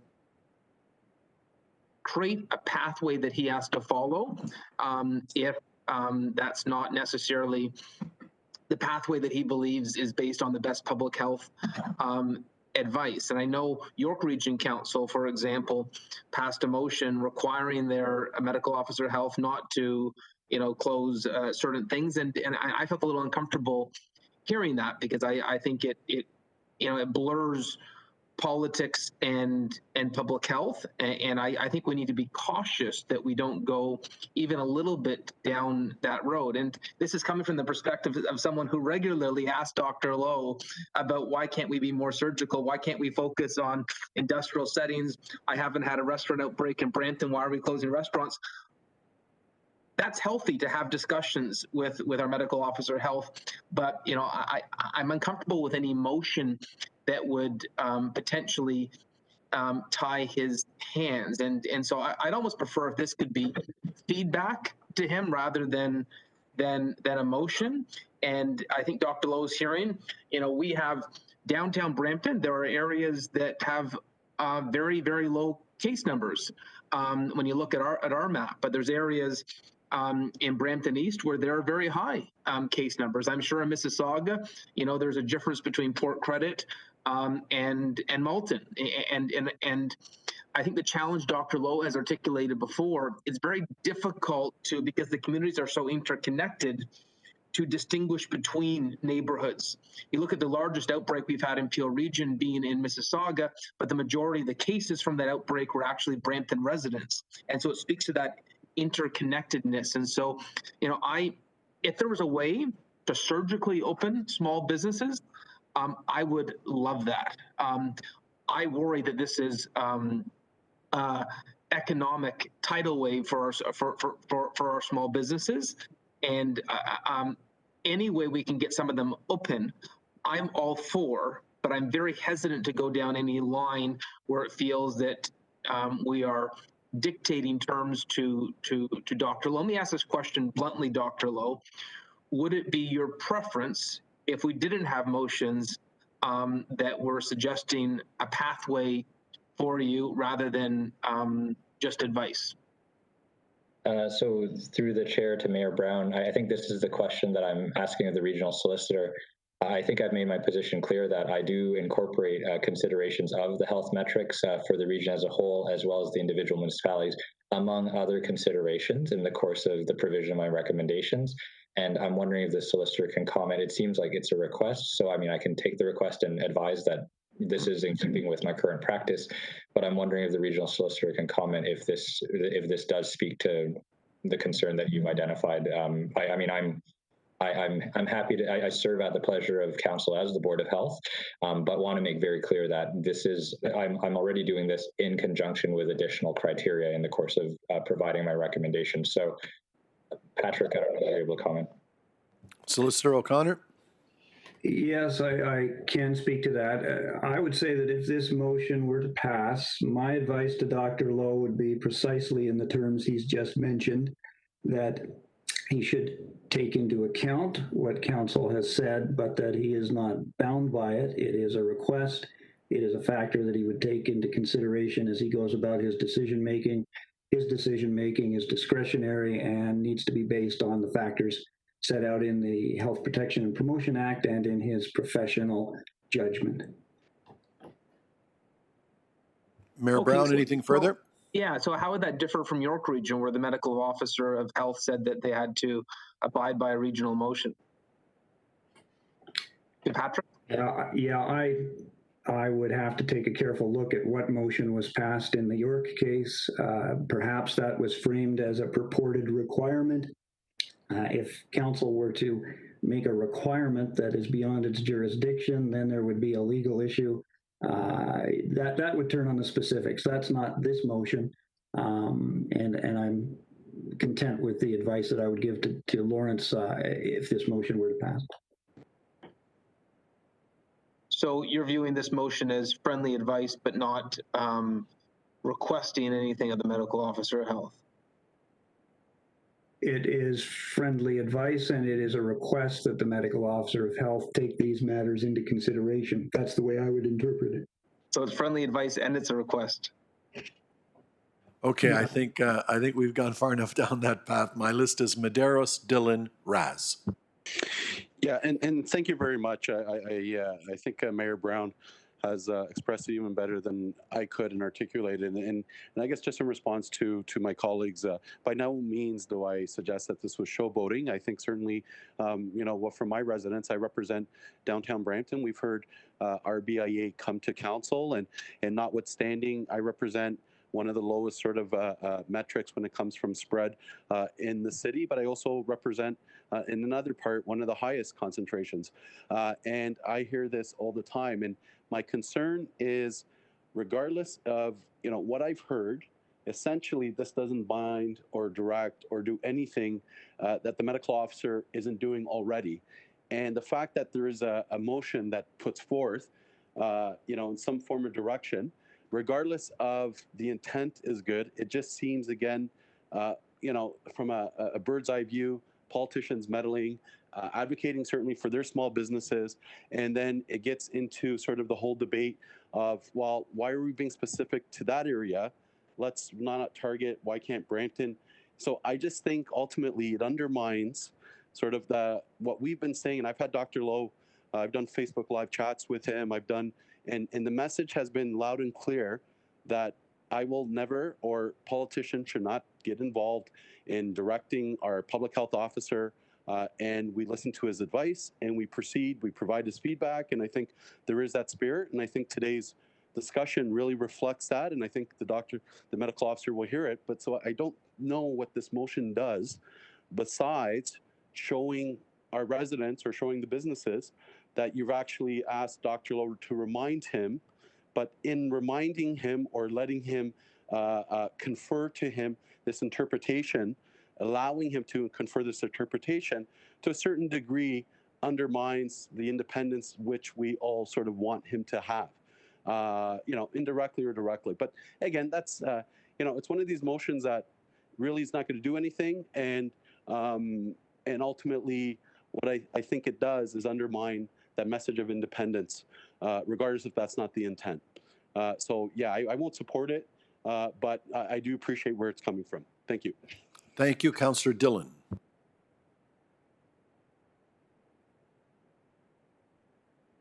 Thank you, Mr. Chair. Sorry about the delay. I really can't say much more. I think Councillor Paleski, Medeiros, and the Mayor Brown, have really hit on a lot of the things that I wanted to say. I don't know what this will accomplish per se. I understand that Mississauga councillors do have, they want to, send a message to their residents that they're looking out for them. But it's a little bit, I feel a little bit uncomfortable with it in the sense that we're really, if this passes, even though it doesn't accomplish much, it sends a message. But I don't know what type of message, and I'm uncomfortable with the type of message that it will send in regards to Brampton residents. We've had some, Councillor Pelosi said, I thought we were all in this together. There's some, criticism of Brampton, undue criticism. And I think, you've seen it in the media. There's, unfortunately, they'll put a picture of a certain type of person, a certain type of place of worship in one of their articles. And it really brings upon the wrong message. And I think that's something that's a concern of mine when we're really isolating a specific area. If we were to isolate, for example, Malton or another area that might not be, that's, where there's, certain issues there, I think we'd be sending the wrong message. And that's the only thing. I'm just uncomfortable. I've been getting more and more comfortable as, some of the lines have been crossed out. We made some edits to this motion, but I'm just uncomfortable with the path that it's going down and the message that it, the intention of the message might be one thing, but I think the actual message being sent might be picked up differently. And so I don't know if I can support it. I'd prefer, it be given as advice to to Mr. Loeb, Dr. Loeb, but I just can't support this. Thank you. Councillor Raz.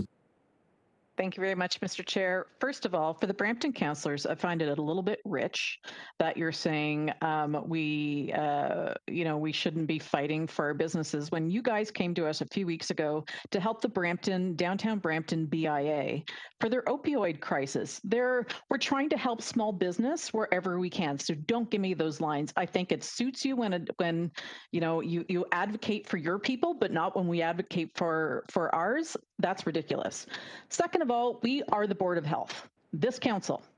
So if we are making a request of our medical officer of health to take a more strategic approach when he provides recommendations to the province, that is the right thing to do. Okay? And thirdly, we are such a vastly different geographic region that we are not, it's ridiculous. Why wouldn't we say, let's take a more strategic approach? So rather than kill all small business across Peel region, we at least we give people a hope and a sense of maybe they'll be successful and get through the next few months, because the vaccinations probably aren't going to get here until the fall. So they're going to be struggling not just now, but for the next 6 to 8 months. We need to give them something. And if I can give them hope, I'm going to do that. Thank you. Thank you, Councillor Demerla.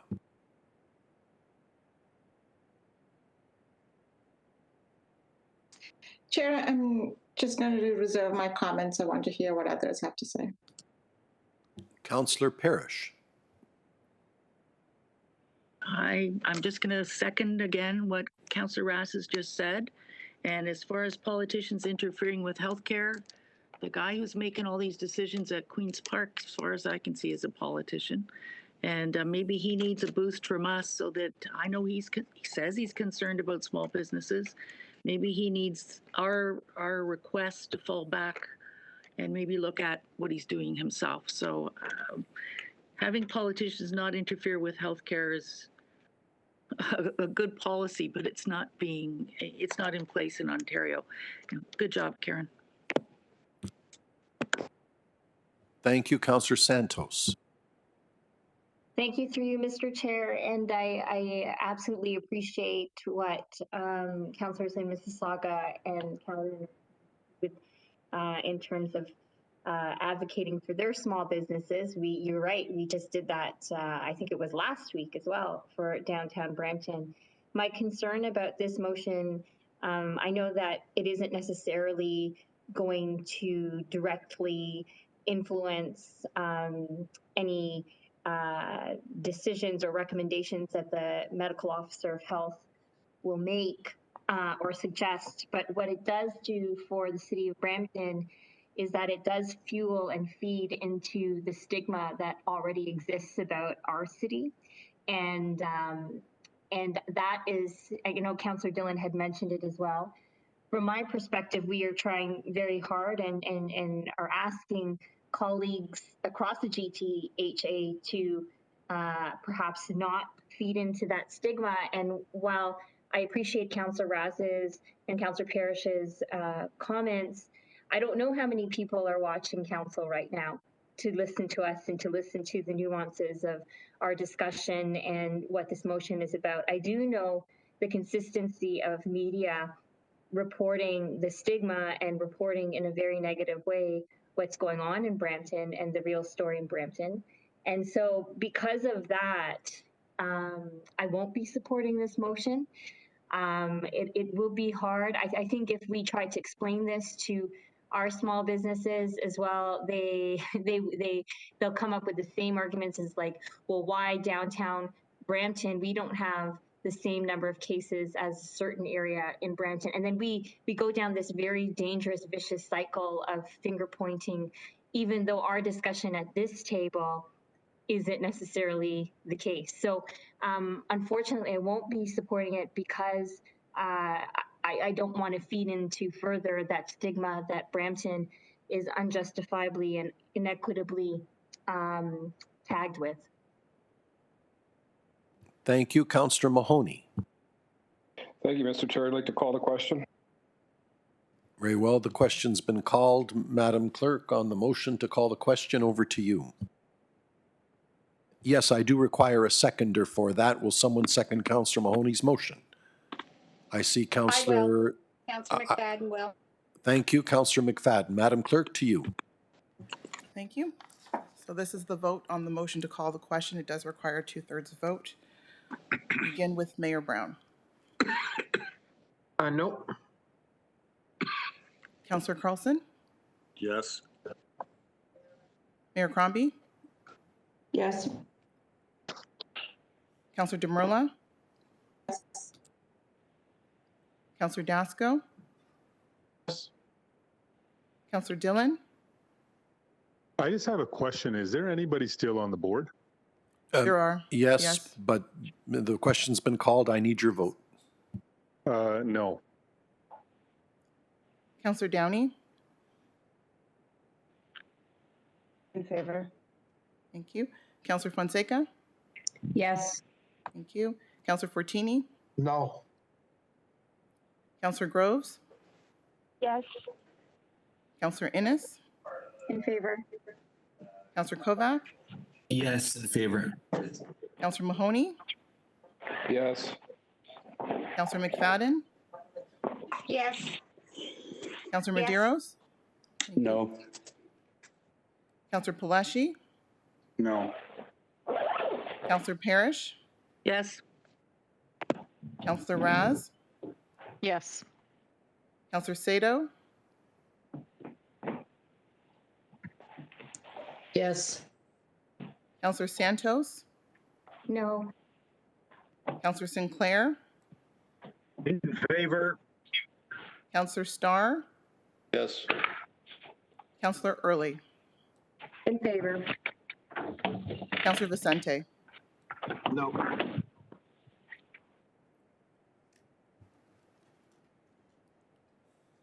And that carries. So we'll The move to motion, the main yep, the motion to call the question has won and carries. So with that, the main motion, over to you, Madam Clerk.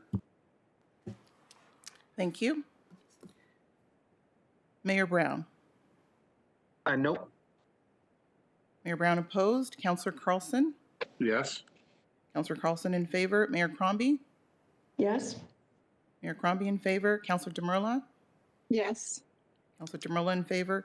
Councillor Dasco? Yes. Councillor Dasco in favor. Councillor Dillon? Opposed. Councillor Dillon opposed. Councillor Downey? In favor. Councillor Downey in favor. Councillor Fonseca? Yes. Counselor Fonseca in favor. Counselor Fortini? No. Counselor Fortini opposed. Counselor Groves? Yes. Counselor Groves in favor. Counselor Innes? In favor. Counselor Innes in favor. Counselor Kovac? Yes. Counselor Kovac in favor. Counselor Mahoney? Yes. Counselor Mahoney in favor. Counselor McFadden? Yes, in favor. Counselor McFadden in favor. Counselor Medeiros? No. Counselor Medeiros opposed. Counselor Paleshi? No. Counselor Paleshi opposed. Counselor Parrish? Yes. Counselor Parrish in favor. Counselor Raz? Yes. Counselor Raz in favor. Counselor Sato? Yes. Counselor Sato in favor. Counselor Santos? No. Counselor Santos opposed. Counselor Sinclair? In favor? Counselor Sinclair in favor. Counselor Starr? Yes. Counselor Starr in favor. Counselor Early? In favor. Counselor Early in favor. Counselor Vicente? No. Counselor Vicente opposed.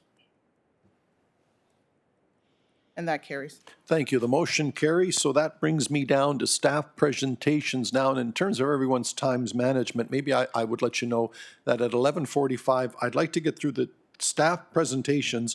There's really just two item 10.3s related to 10.2. And at that time, on behalf of the 8 ladies that are in this room with me that haven't had a chance to get up or grab a bite or a bio break along with me, I'm going to call it then for a quick break. And then we'll come back hopefully with the main agenda. So with that, I am on to staff presentations. Item 10.1, Long-Term Utility Financial Plan. A presentation by Steve Fanton, Director Operations Support, and Anthony Parente, Acting General Manager, Water and Wastewater. Steve and Anthony. Great, thank you very much. Good afternoon or good morning, members of council, and thank you for the opportunity to present the approach to updating the region's long-term utility financial plan. And also, as the chair mentioned, co-sponsoring this initiative with me is Anthony Parente, who you all know very well. Next slide, please. Over the past few years, perhaps longer, there have been several discussions here in council about the need to review the rate structure by which we use to invoice customers for water and wastewater services. And I'm happy to let you know that we've actually started this process. We've actually taken the scope of the project a step further, by not only reviewing utility rates, but also to update the utility financial model to ensure that we have sufficient revenue to fund the growing and changing nature of our utility infrastructure. And I'll get into that a bit further in some of the upcoming slides. But before we get into those further details, there are 2 guiding principles that are being used to drive the process. First is the need to be fair to our current residents by ensuring there is stability and predictability in our water and wastewater charges. And second, ensuring there's intergenerational equity by ensuring that we don't lose sight of the investments that are needed to maintain the integrity of our assets, both in the short term, but equally important in the long run as well. This will make certain that the next generation of our community will have the same reliable water and wastewater service that we benefit from today. Next slide, please. There are a few problem statements that we've spoken about at length in council in the past, which has brought about the need for change. Before we get into the 5 bullets there, as you know, the utility plan is budgeted such that revenue is modeled to offset all the costs to operate the system, so they net out to zero. By and large, while revenue and costs do fluctuate at times, expenditures are fairly stable in the short run, but sometimes revenue is not. And this can lead to wide swings of financial surpluses and deficits in our utility program. So now heading back to the slide. First, water and wastewater charges are 100% variable, as it's based on water consumption. So the more water you use, the more you pay, and vice versa. And this leads us to the second point. One of the most significant variables that causes wide swings in our water bills, and ultimately in revenue, are changes in weather patterns. So the hotter and drier the summer, the greater the use of water, which leads to higher customer bills, larger revenue, and can result in a significant financial surplus. And the opposite holds true as well. If we have a mild and rainy summer, less water is consumed, which can lead to lower water bills and lower revenue, and ultimately potentially financial deficits. If we look back over the last 5 years, the revenue variance to budget has been over $10 million in either a surplus or deficit position in 3 of those 5 years. This can lead to less predictability and less stability in both our rate increases, but also in customer invoices as well. So moving on to the third item. While revenue is largely variable, our cost structure is polar opposite, as it's largely fixed in the short term. The largest component of our cost structure are aqua fees, which are contractual costs that have been pre-negotiated in the existing long-term agreement. The fact that revenue and cost drivers are very different can also lead to material financial deficits and surpluses. And the work undertaken here in this project is to try and bring those two closer together to minimize the fluctuations in order to create that stability on both rate increases and our customer bills. Continuing on, over time, while our costs are fairly fixed in the short term, over a longer time horizon, they are not. Over a longer term, the cost of regions' infrastructure will increase due to population growth, intensification of the urban environment, climate change impacts, replacement of our aging infrastructure, and changes in the regulatory environment. The increasing need, the increasing operating and capital costs, combined with the variability in annual revenue, highlights the opportunity to develop a more comprehensive financial planning model. In the long run, financial stability requires that the revenue generated is adequate to cover both our long-term fixed and variable costs associated with our infrastructure, and this model will help us achieve that. Next slide, please. So as I mentioned, there are two streams of work at play here. First is reviewing the rate structure, followed by an updated long-term model.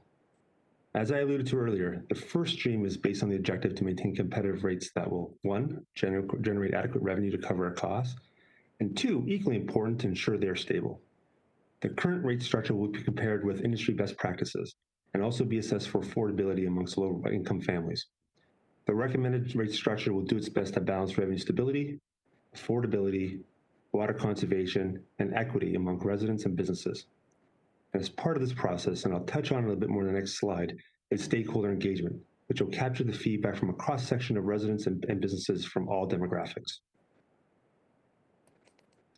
The second stream is to update the financial planning model. This model will include components such as operating costs, capital project costs, reserve contributions, revenues from residential and ICI customers, development charters, and investments to support climate change. The model will also provide cash flow analysis to estimate revenue needed to meet the requirements of our infrastructure.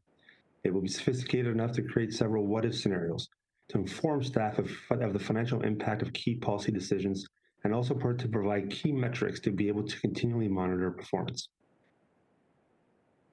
Next slide, please. So to assist with this work effort, through a competitive process, staff have procured the services from Reftelis Financial Consultants, who is the largest water industry financial and management consulting practice in North America. They play a significant role in shaping industry standards by chairing various committees and publishing several papers with the American Water Works Association and the Water Environmental Federation. They've assisted well over 1,000 utilities, so we're very hopeful that we'll get some strong insights from them. So on this slide, what we've captured here are the key milestones, which could also potentially serve as touch points with Council for feedback and just to report on findings. So right now, Reftelis is engaged, and they're working on two different things, which are at the bottom left of the screen. They are reviewing the region's current state with respect to understanding our current rate structure and our planning process. Secondly, they're completing an environmental scan across North America and internationally of some of the rate structures and planning processes that exist with other utility companies to see which ones may be best suited for our community. This will feed the stakeholder engagement process, which includes three parts. 1, stakeholder interviews, 2, customer panels, and 3, focus groups. And I'll touch on each one of these very quickly. Before I do that, one important thing to note here is that based on feedback from Reftelis, we've completed this type of work on several occasions. The stakeholder engagement needs to take place continually throughout the process versus one time in nature. So while the first round of stakeholder engagement will be completed later on next year, it'll continue to take place throughout the process until it's done. An effective and an extensive engagement process is considered to be crucial for the success of a project such as this. So the first portion of engagement are stakeholder interviews. This will be comprised of about 20 stakeholders representing residents and business leaders, such as leaders of major businesses, economic development offices, neighborhood associations, and other representatives that help us understand the needs of older fixed income residents. This could also include certain members of council and the region's executive leadership team. The interviews with these senior community leaders will be one-time in nature, just to solicit their feedback at the onset. The second form of stakeholder engagement will consist of 4 customer panels with representatives from both residential and ICI customers. Specific demographics will be sought out to include residents with low incomes. low and high water users, and by geography. And each panel will meet over a series of meetings and sessions throughout the entire project for feedback. The last form of stakeholder engagement are focus groups, which will be one-time in nature towards the end of the project. The customer focus group will test how staff will explain the change to customers using the marketing and communication materials that have been developed. For example, they'll be shown a sample bill to see if they understand the changes and whether the messaging resonates with them. This will help gauge awareness and opinions associated with the changes to obtain feedback. And also throughout this process, there will be a virtual portal that will be open to all members of the public so that everyone will have an opportunity to provide feedback on the process. And this will be an online platform which is expected to boost public engagement. So moving back to the slide, as you can see in the slide, the first round of stakeholder engagement will be completed towards the end of next year. And it's an interactive process that will be revisited throughout the project for feedback. So after the results of the environmental scan this winter and the first round of stakeholder interviews next fall, we expect to see an affordability assessment to see the impact of some of these best-in-class structures on our community. Staff, alongside with our consultants, will continue to see feedback from our stakeholders, which will form the basis of looking at a down-selected list of rate options for staff and council to evaluate. Once agreed upon, this will help form the basis of a long-term financial model. Once all this is complete, we will work with Raftels to develop a comprehensive implementation plan and work with our focus group identified earlier to determine the best means of communicating and promoting any changes in an easy and transparent fashion. The expectation is that this will be completed in 2023 to inform the 2024 budget. And as we forge down the implementation path, if we feel there's too many feedback sessions, we can always scale it back, or conversely add more if the potential changes require even more feedback. And we'll continue to assess this as the work is being completed. Next slide, please. And that concludes the presentation for today, and thank you for your time. Both myself and Anthony are open to questions if there are any. Thank you. Our first one, thank you. Our first one from Councillor Raz. Thank you, Mr. Chair. Steve, how excited am I that we're actually looking at fixed and variable rate classes for water. I've been talking about this for years. I am so happy to see this. I will volunteer to, be that council representative on whatever you need. I'm just very excited. I think for years utilities should have been moving in this direction. The new growth that has traditionally paid for these types of services isn't going to be there in future, and it's so much more expensive to replace aging infrastructure, as you alluded to. So to move to a fixed base model, I think, or a shared model is certainly the right way to go.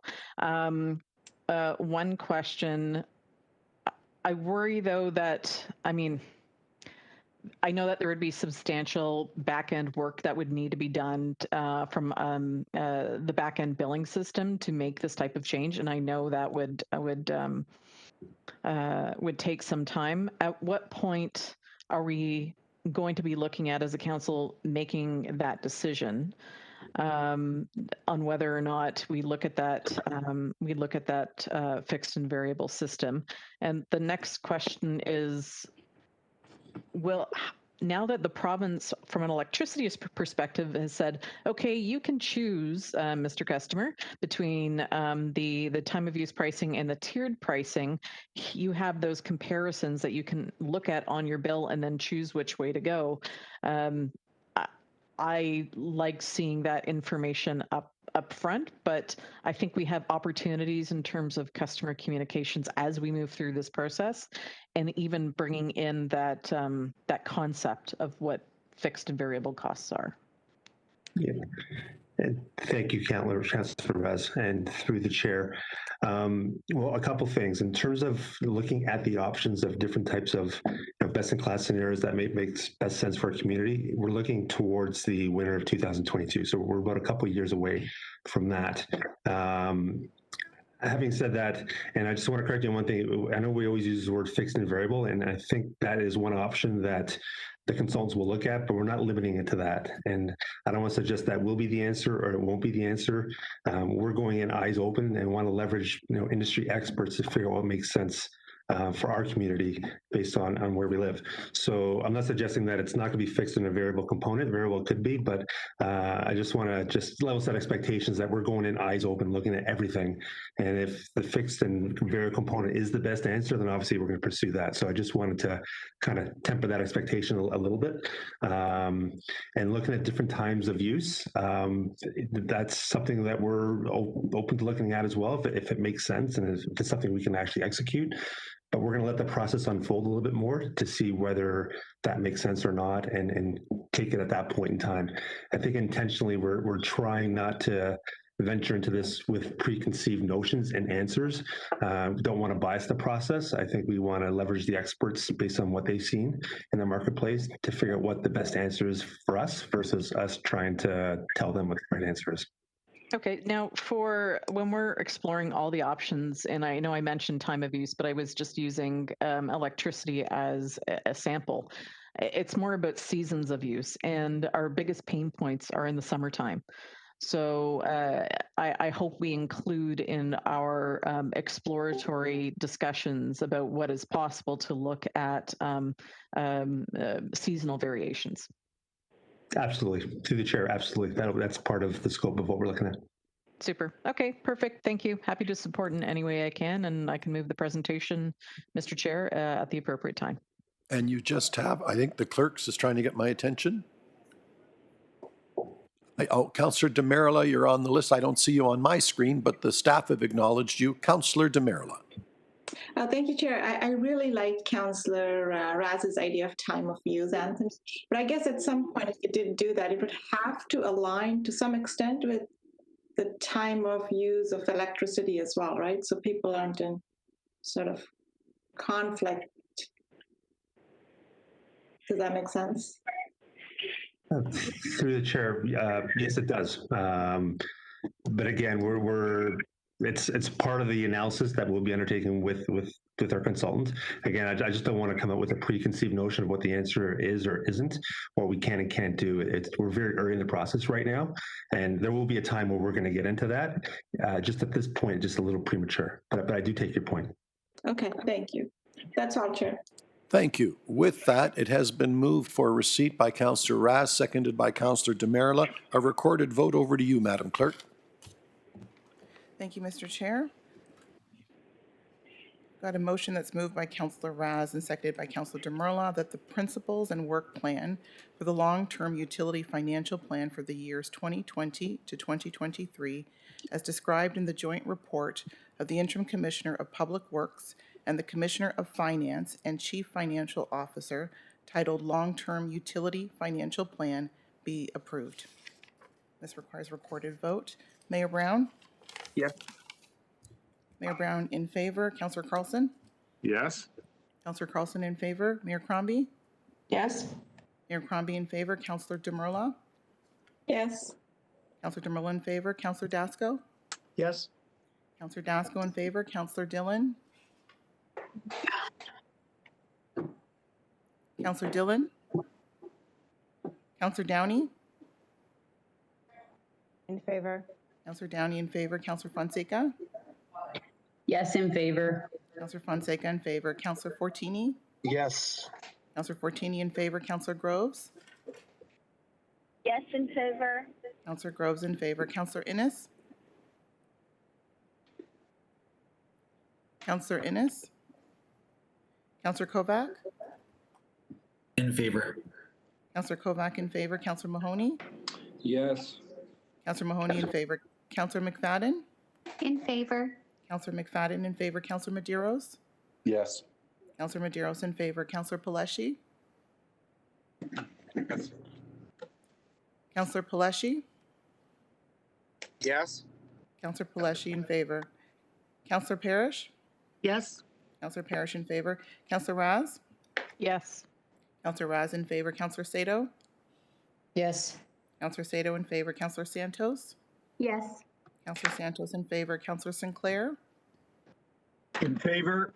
Councillor Sinclair in favor. Councillor Starr? Yes. Councillor Starr in favor. Councillor Early? In favor. Councillor Early in favor. Councillor Vicente? Yes. Councillor Vicente in favor, and that carries. Thank you. Thank you all. My mic wasn't working. I vote yes. Very good. So noted. Thank you. With that, that brings us to staff presentation 10.2, Paramedic Services Long-Term Facilities Capital Plan, Key Supporting Analysis, presentation by Soma Mondal, Manager, Health Analytics, and I know Peter Dundas, Chief Peter Dundas is here as well, which also relates to item 10.3, which is here for information, Paramedic Services Long-Term Facilities Capital Plan. So with that, over to you, Soma and Peter.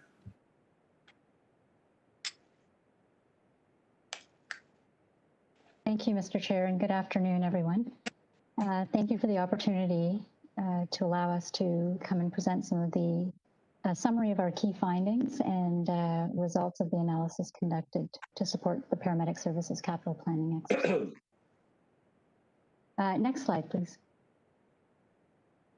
I'd like to note that a comprehensive study and analysis has been completed to support this work, and that the details are in the report that's been provided to Council. The purpose of this presentation is really to provide you with a high-level overview of the analysis and the findings. What I'll be presenting is how the call volumes will grow over the next few years, where in the region these volumes are expected to increase, what the resulting resource requirements will be for paramedic services, and finally end with a summary and recommendations. Next slide, please. So if we turn first to where the call volume is expected to go and by how much, the team has has tested over 30 different mathematical models using 15 years of historical data. And out of all of the models tested, we landed on the age period model. This model allows for the consideration of key call volume drivers, those being population growth and population age. We know the population within the region of Peel is expected to grow by over 30% over the next 10, 15 years, and the number of individuals over the age of 65 will also be growing. As well, this model allows us to look at historical trends and factor those into the calculations as well. So in addition to all of that, the age period model is one that is a strong model for generating long-term predictions, and that's critical as we embark on this planning project. It's also a robust model that outperformed all of the other models that we tested. Next slide, please.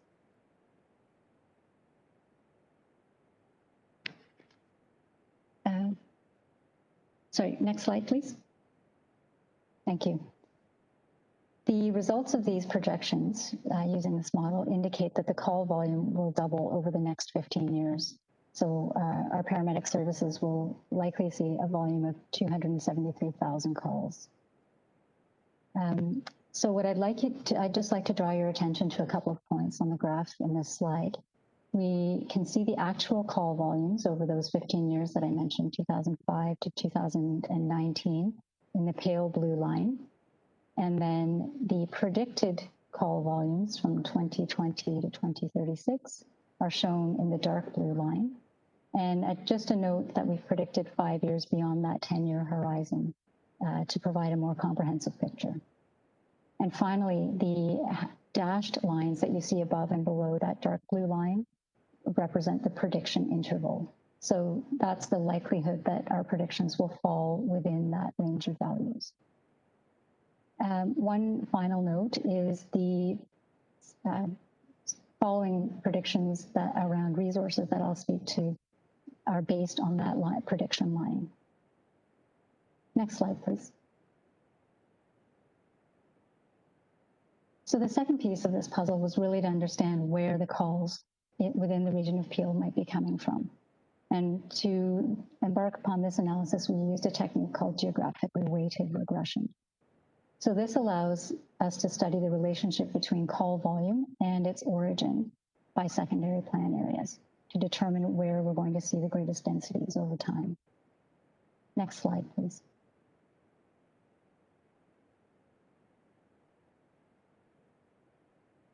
So I'd like to summarize the key areas of expected growth in Peel. The maps and the details can be found within the report provided. So in reading these maps, I'd like you to please note that we're comparing 2019 call densities within the region to 2036. And the The analysis is conducted by secondary plan areas. So you see within the regional map of Peel, all of those demarcations are the secondary plan areas. Finally, the color gradient goes from a pale yellow to a dark green, and this is indicating the increasing call density in all of the maps that I'll show. Next slide, please.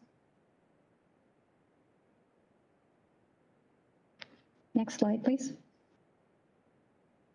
Thank you. So this is the map of Caledon. We see on the left-hand side is 2019, and on the right-hand side is the map predictions in 2036. So you can see here that the areas of growth within Caledon are going to happen in Caledon East, Mayfield West, and Bolton. Next slide, please. So as we move now to Brampton, by 2036, which is the bottom map, we'll see areas of growth that include the city center core, as well as the northeast and northwest corners of Brampton. Next slide, please. Turning to Mississauga now. Again, very much a similar picture as we saw in Brampton. The city center core is going to increase in the call density. Again, you're looking at the bottom map. And the other areas include the northeast and northwest sections of Mississauga. Next slide, please. So I've summarized where the volumes are going to go, that are predicted to go, and those areas of expected growth. And now on to what resources paramedic services will need to manage that growth. And those resources, we'll discuss first the ambulances, then the reporting stations, followed by the satellite stations. Next slide, please. So given the volumes that we were predicted to see, the paramedic services will require an increase of 50% in their fleet size in ambulances. And that means 67 more ambulances by 2030. Next slide, please. And so when we've got this many new ambulances, we need to consider their housing capacity. And so those ambulances, next slide, please. Those ambulances need to be stationed within reporting stations or parked within reporting stations. And as of January of this year in 2020, paramedic services did reach that maximum capacity. So there is no more space to park those ambulances within the existing reporting stations. So again, based on those call volume projections we saw initially on the first slide, what we're proposing or what we're projecting is that the paramedic services will require 3 new reporting stations, and that those reporting stations should be in operation, the first by 2023, the second by 2025, and the third by 2029. Next slide, please. The final piece of this puzzle is the satellite stations. So where the reporting stations house the ambulances and offer a place to clean and stock those ambulances, as well as the meeting places for the paramedics, the satellite stations really function to improve coverage of paramedic services and as well to manage response times. So currently, paramedic services has 24 satellite stations and 2 are in the design phase.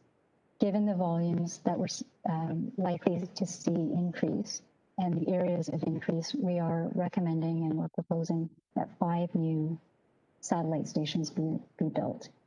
And again, they should be in operation. 3 should be in operation by 2023, another new one in 2025, and the third in 2029. Next slide, please. So I'd just like to wrap up by reiterating again that we've used population demographics and predictive modeling to illustrate what the future demand for paramedic services might look like within the region of Peel. It's recommended that these principles and the methodology used be applied as input to the development of the capital facilities plan. Of note, we recommend that the modeling be re-examined on an annual basis to not only ensure that the projected trends hold, but to apply the new data to the model and ensure that it's doing and it's behaving as we think it should be. And final slide, please. So I'd like to thank you for your attention and offer both myself and Brian Laundrie, the Director of Strategic Policy and Performance, to accommodate any questions you may have. So, Brian, thank you. I have a couple. Councillor Sinclair. Yes, thank you, Mr. Chairman. Good presentation. I noticed in the report you're talking about reporting stations maybe needing an indoor capacity of at least 30 trucks. And it occurred to me, having looked at Fern Forest reporting station on Beauverde, which is basically too small, very tight site, and shared with a ambulance station for serving the public. Maybe you should be looking at these base stations in former industrial, or not former, but former industrial buildings. And I noticed on Rutherford Drive in Brampton, conversions of quite large industrial buildings into smaller units, or in the case of City of Brampton itself, going in and building major facilities for themselves on larger sites. So that rather than trying to find a main street location for base stations, maybe you should be looking at very large existing structures that you can adapt. So maybe we should be looking at 60 truck capacities. And the other concern I have is the straight line projection of calls into the future. And maybe we should be looking at all the types of calls and aim at whatever we can do to reduce the volume of calls into the future. So those are my observations. Thank you. Thank you, Councillor Sinclair, for those questions. And through the chair, I will say that the consideration of truck capacity is detailed in the accompanying report that Chief Dundas has put forward. So I may turn to him to answer that question. Chief Dundas, can I turn to you now? Yes, you can, Soman, through you, Mr. Chair. In response to your questions, Councillor Sinclair, looking for locations, we look at all opportunities, focused primarily at the start of Council's direction to look at available regional space and the ability to co-locate with our partners. And then broadening that perspective if we're not successful in that means. Our realty group is always looking for space. As we know, land is hard to come by in a lot of these locations. And your suggestion of industrial concepts, big footprints, and doing leasehold improvements in those facilities is not off our radar. It is something that could possibly be considered. And looking at the footprint as well, as you suggested, is building that apparatus floor to a larger capacity, which could add to the initial cost of that first, but it may offset the need to build other reporting stations in the immediate time. It could be pushed out for a period of time. So always, as a program, we're always looking for efficiencies in trying to reduce call volume. As members of council have probably heard from government is the investment into community paramedicine programs. There's been a number of funding mentions, and we're actively pursuing that to be able to care for people at home and not have to transport to hospital. And that would reduce the need for 911 call volume response over time, and implementing these to be able to deal with our most vulnerable populations, palliative care, mental health addictions. But our primary focus at this time with the funding envelopes is looking at our seniors population, those on long-term care wait lists, high-intensity long-term care needs and working as an integrated approach with our partners to care for them through a community paramedicine model.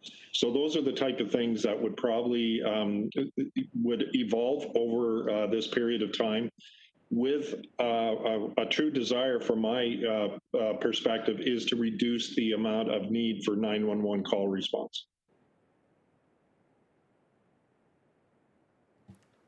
Okay, thank you. My next questioner, Councillor Fortini.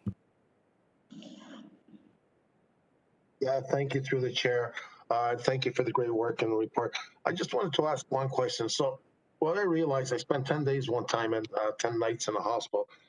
Do we actually do, when the ambulance brings someone over at the hospital, and I see an ambulance saying there are 2 people, and they cannot release them until the doctors take over, do we actually push the province or something like so that way they could go back onto their job and get back to another call? Or through you, Mr. Chair, and to Councillor Fortini's question, we do have fairly aggressive offload delay strategies, which you're referring to in the emergency departments.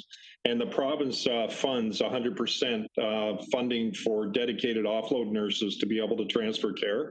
Right now, it's really hard to do the offloading with the volumes that the hospital is receiving, and we're seeing an increase in our offload numbers. But we continually look at strategies with our partners, and we've had these control measures in play for quite a few years to be able to offset the need for paramedics to be in emergency departments for extended periods of time, so they can be put back out into the system to respond to the need. yeah, thank you. Yeah, I've seen it because it occupies a lot of time, and I understand that we're shortage on the doctors, and through this COVID, it's hard time. But when I was there, I remember ambulance sitting there, and they're just waiting. They have to take care of the patient until someone signs them off, and the doctor takes over, and it's occupying time, and they're both the doctors and the drivers and a vehicle, which it could respond to a different call. Anyway, thank you for the great work, and thank you. Thank you. Thank you. Those are all my questioners. So I have a motion from Sinclair, seconded by Fortini, that we receive the report, item 10.2. Madam Clerk, I need a recorded vote for that. Oh, very good. So all those in favor? Are there any opposed? That is carried. And I will deal with companion report 10.3, Paramedic Services Long-Term Facilities Capital Plan, which is here for information. Oh, sorry, yeah. So 10.2 does, it's the 10.3 that does not. My apologies. So with the presentation we've just had, 10.2, we're asking for a recorded vote at this time as moved by Sinclair and Fortini. Madam Clerk, over to you. Thank you, Mr. Chair. That the Paramedic Services Facility Plan be incorporated in the 2021 to 2030 Capital Plan based on the principles and methodology as outlined in the report of the Commissioner of Health Services titled Paramedic Services Long-Term Facilities Capital Plan, Key Supporting Analysis. And I'll call the vote. Mayor Brown? Mayor Brown? Councillor Carlson? Yes, you can hear me, Mayor Brown.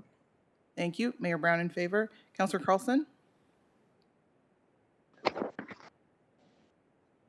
Yes. Councillor Carlson in favor. Mayor Crombie? Yes. Mayor Crombie in favor. Councillor Demerla? Yes. Councillor Demerla in favor. Councillor Dasco? Yes. Councillor Dasco? Yes. I don't know if you can hear me. Yeah. Councillor Dasco in favor. Thank you. Councillor Dillon? Yeah. Councillor Dillon? Councillor Downey? Councillor Downey in favor. Did you hear me? It's Councillor Dillon. Councillor Dillon, your vote, please.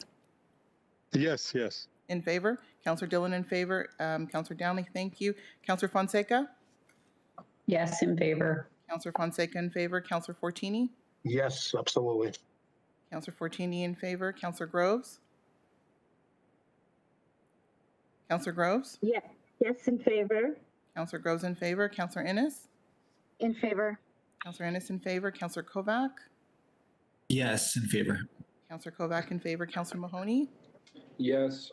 Councillor Mahoney in favor. Councillor McFadden? Yes, in favor. Councillor McFadden in favor. Councillor Medeiros? Yes. Councillor Medeiros in favor. Councillor Paleshi? In favor? Councillor Paleshi in favor. Councillor Parrish?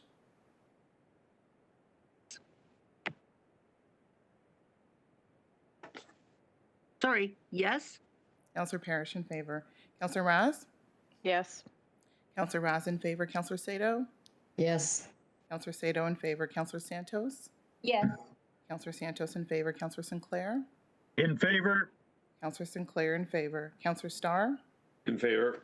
Councillor Starr in favor. Councillor Early? In favor. Councillor Early in favor. Councillor Vicente? Yes. Councillor Vicente in favor, and that carries. Thank you. Thank you, which brings me back to item 10.3, a related report. I will ask, are there any questions on 10.3? Seeing none, it too moved by Councillor Fortini, seconded by Councillor Sinclair. Madam Clerk, all I need is to call for any objections. So all in favor, are there any opposed? That carries. Okay, that brings us to about 12:30. I'm going to call a half-hour recess. See you back at 1 to deal with the rest of the agenda. Thank you. Okay, everyone, welcome back. Gets us back to the main body of our agenda, having dealt with the presentations and the delegations. Items related to human services. We had one held, we believe it was Councillor Santos, 11.1, update on Brampton Food Bank Data Project. Councillor Santos. Thank you so much, and through you, Mr. Chair, just a quick question from staff. I know that last year when we put forward this motion to collect more information and data, Brampton's food bank network was informal relative to the formalized system in Mississauga, which is what prompted this. And certainly during COVID-19, that spurred a lot more collaboration and coordination with the food bank network in Brampton. And I could see from Appendix 1, the chart that you guys put together. If you compare that to the original chart that was shared last year, it looks a lot different now. You could see where there's more collaboration, coordination, and it's great to see that the organizations are more willing to participate in data collection that is consistent. Just one question with respect to the survey, and I'm totally fine with the timeline as well, because I know that they are experiencing ongoing issues. But with the survey, as we're collecting data,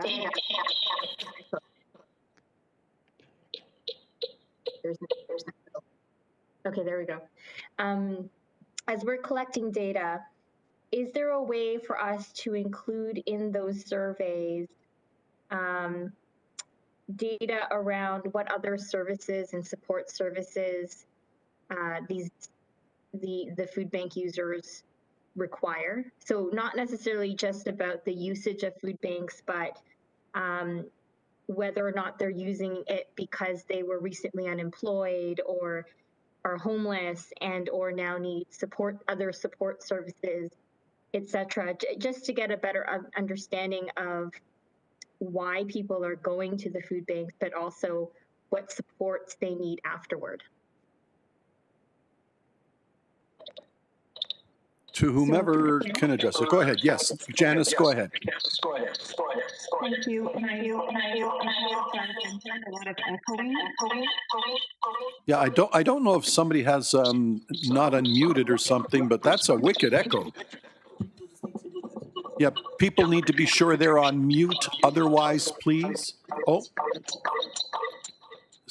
Janice, I'm being told you might want to put headphones on. Is that possible?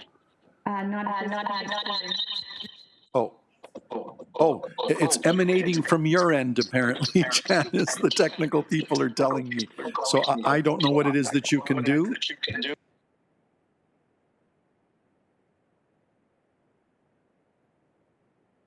That's okay. Through you, Mr. Chair, if Janice, if we're having some technical difficulties with the sound, I'm fine to have staff just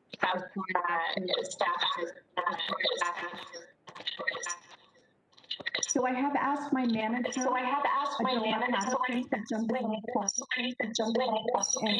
Yeah, Janice, I'm going to interrupt you again. I think, and the councillors agreed, we'll take it offline to follow up. I see your manager maybe, I think what you mean, we've got somebody else on the line that might be able to respond. So if some other staff person that we can maybe get better transmission from, if you're good to go, please go ahead. I think Adwama is. Yes, good afternoon, everyone, and through the chair.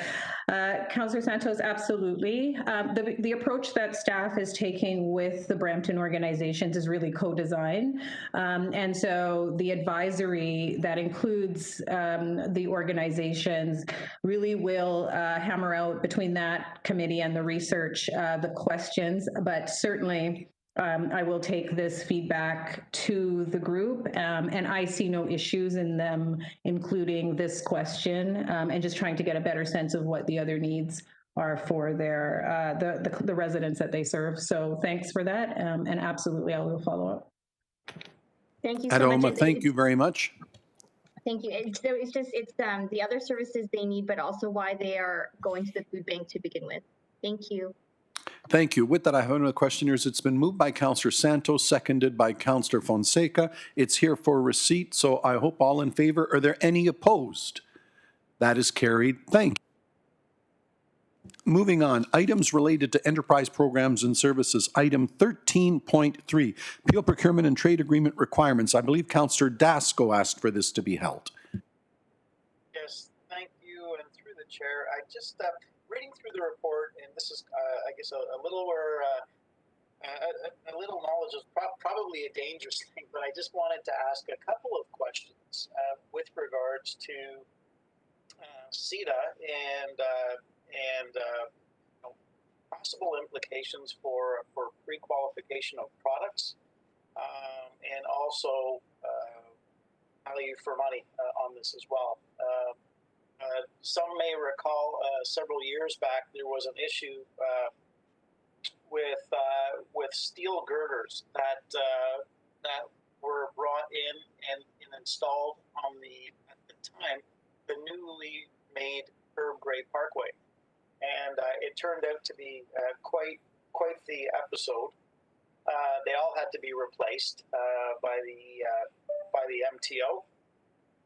Because they didn't use the designated sources of material and had to be ripped out. It was a Spanish company that provided them. They had to be ripped out and replaced. And so my question is, with regards to this, would this preclude us from pre-qualification lists such as designated sources of materials? And if so, is there any measures that we could take to ensure that quality and value for money is maintained along with these? So, if you could possibly comment on that, I'd appreciate that. I think Commissioner Van Offwegen can. Stephen? Well, and through the chair, thank you for the question, Councillor Dasco. I'm actually going to turn it over to our Director of Procurement, as she's most familiar with our pre-qualification process and the status of where we are with respect to implementing the 2018 DC bylaws as it relates to compliance with CETA and value for money. I'm not sure the steel girders is an issue that is there, but I'm sure she will have more background on that for you. And the director is Natasha Rajani. Thank you. Natasha, please.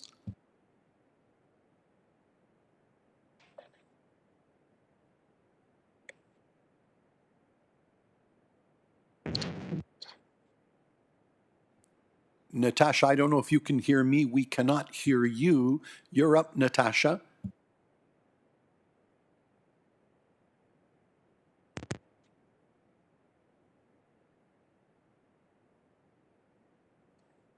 Have you unmuted yourself, Natasha? I'm being told to ask.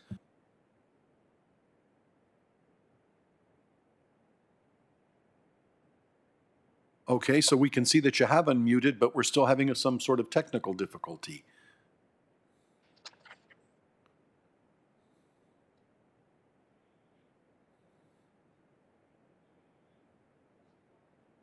Can she call in, perhaps? I'm being told. Natasha, is that you?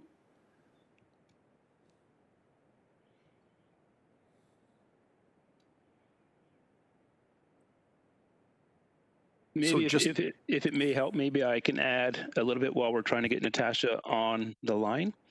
Please. And certainly, with respect to the pre-qualification process, I think through the legislation that's out there in terms of trade agreements, we are still okay in running pre-qualifications. It really gets into the issue, gets into the standard of materials and whether we're specifying a particular vendor-specific product.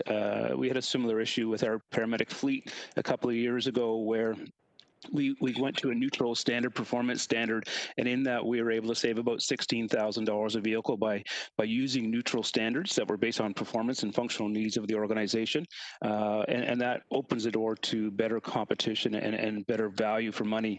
I can't speak specifically to the issue of steel girders. I think the one contract that came up recently was with respect to the use of concrete pipe, and that's a decision that council had made in the previous term of council, where we do have certain size of pipes that are where we use concrete only versus steel, and that continues to be in place, but the specifications for those materials are based on performance needs, not on a specific vendor product. I hope that addresses the question that you may have had. Yeah, it does. It does. Still some concerns. I just mentioned the steel girders with Herb Gray Parkway. I know it's an MTO issue, but I just use that as an example. I'm just hoping this might not be the case with CETA, that it would preclude us from this type of thing. So. Natasha, I'm going to give you one more chance because I see you're lighting up on my screen. Can you hear me, Natasha? I can hear you, Chair. Can you hear me? Go ahead. Yes, if there's anything you wish to add, please go ahead, Natasha.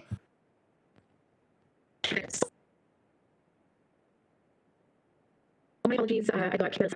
So just to answer the question, so typically in the past, the design portion of the Peel construction project was based on specific makes and models of large equipment. So these costs would be indicated as first name to the regional bid in the regional bid document. So bidders would indicate their bid in their bid submission which project or manufacturer. Sorry. And as a result of the trade agreement enactment, and in an effort to move towards the requirement of setting out specifications in terms of performance and functional requirements, Peel does not currently indicate products as first names. So just to give an example of sort of what that means, so in a conversation with the chair, and I apologize, Chair, for stealing your example, but we talked a lot about Xerox as an example in the past, being that of copiers. So in the past, we might have said we wanted a Xerox machine, but now we are actually creating specifications to say that we're looking to obtain or procure a copier. That copier should be able to copy, 8 pages per second.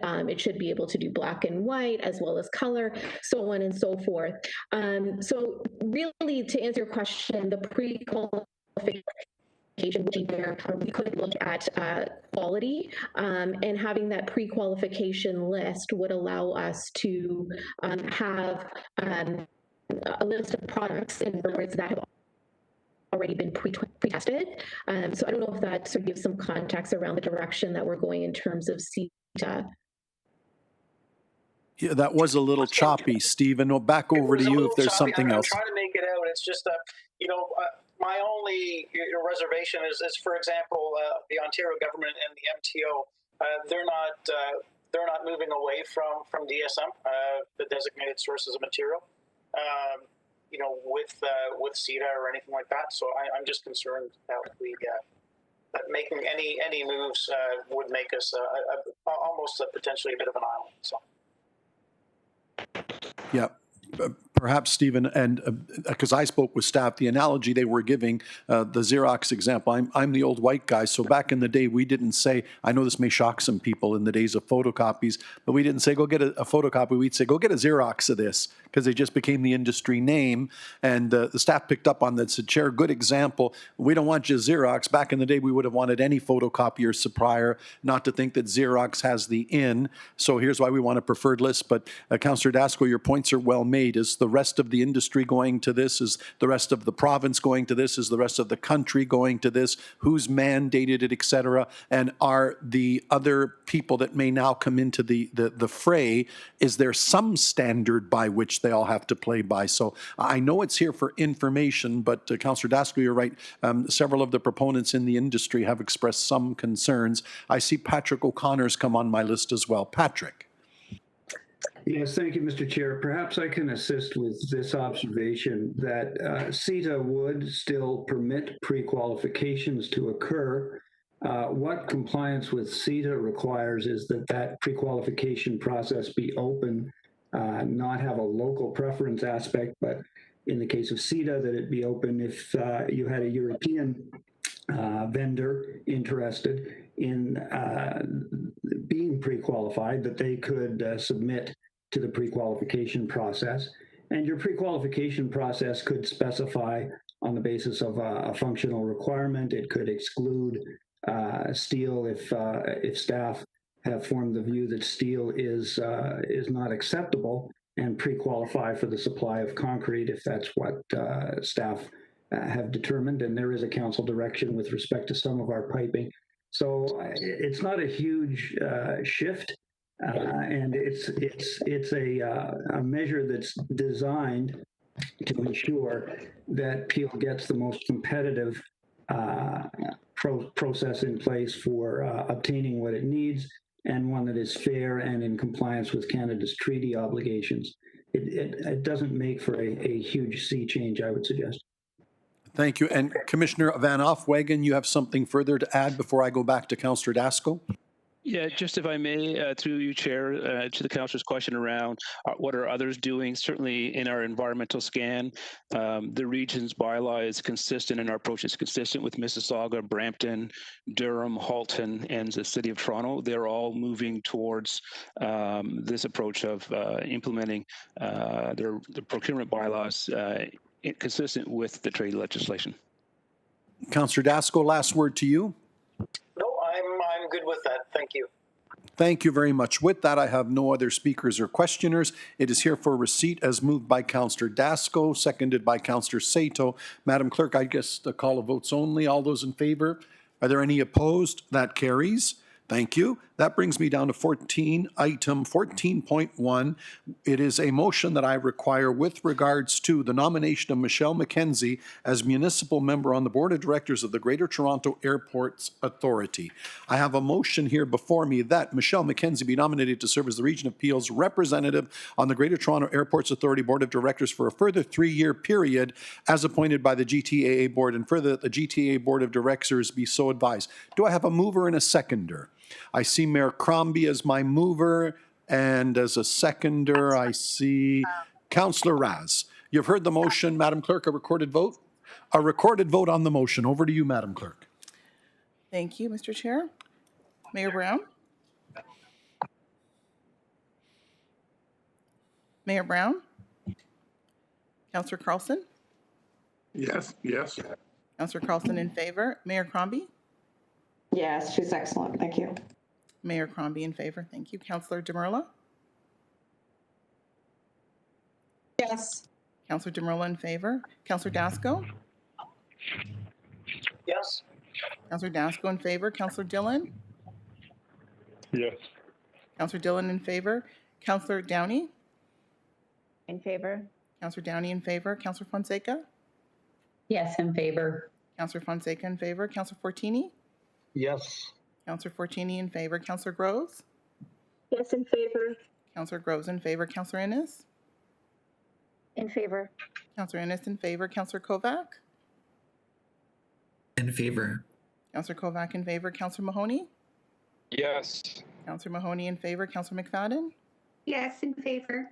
Councillor McFadden in favor. Councillor Medeiros? Yes. Councillor Medeiros in favor. Councillor Paleshi? In favor? Councillor Paleshi in favor. Councillor Parrish? Yes. Councillor Parrish in favor. Councillor Raz? Yes.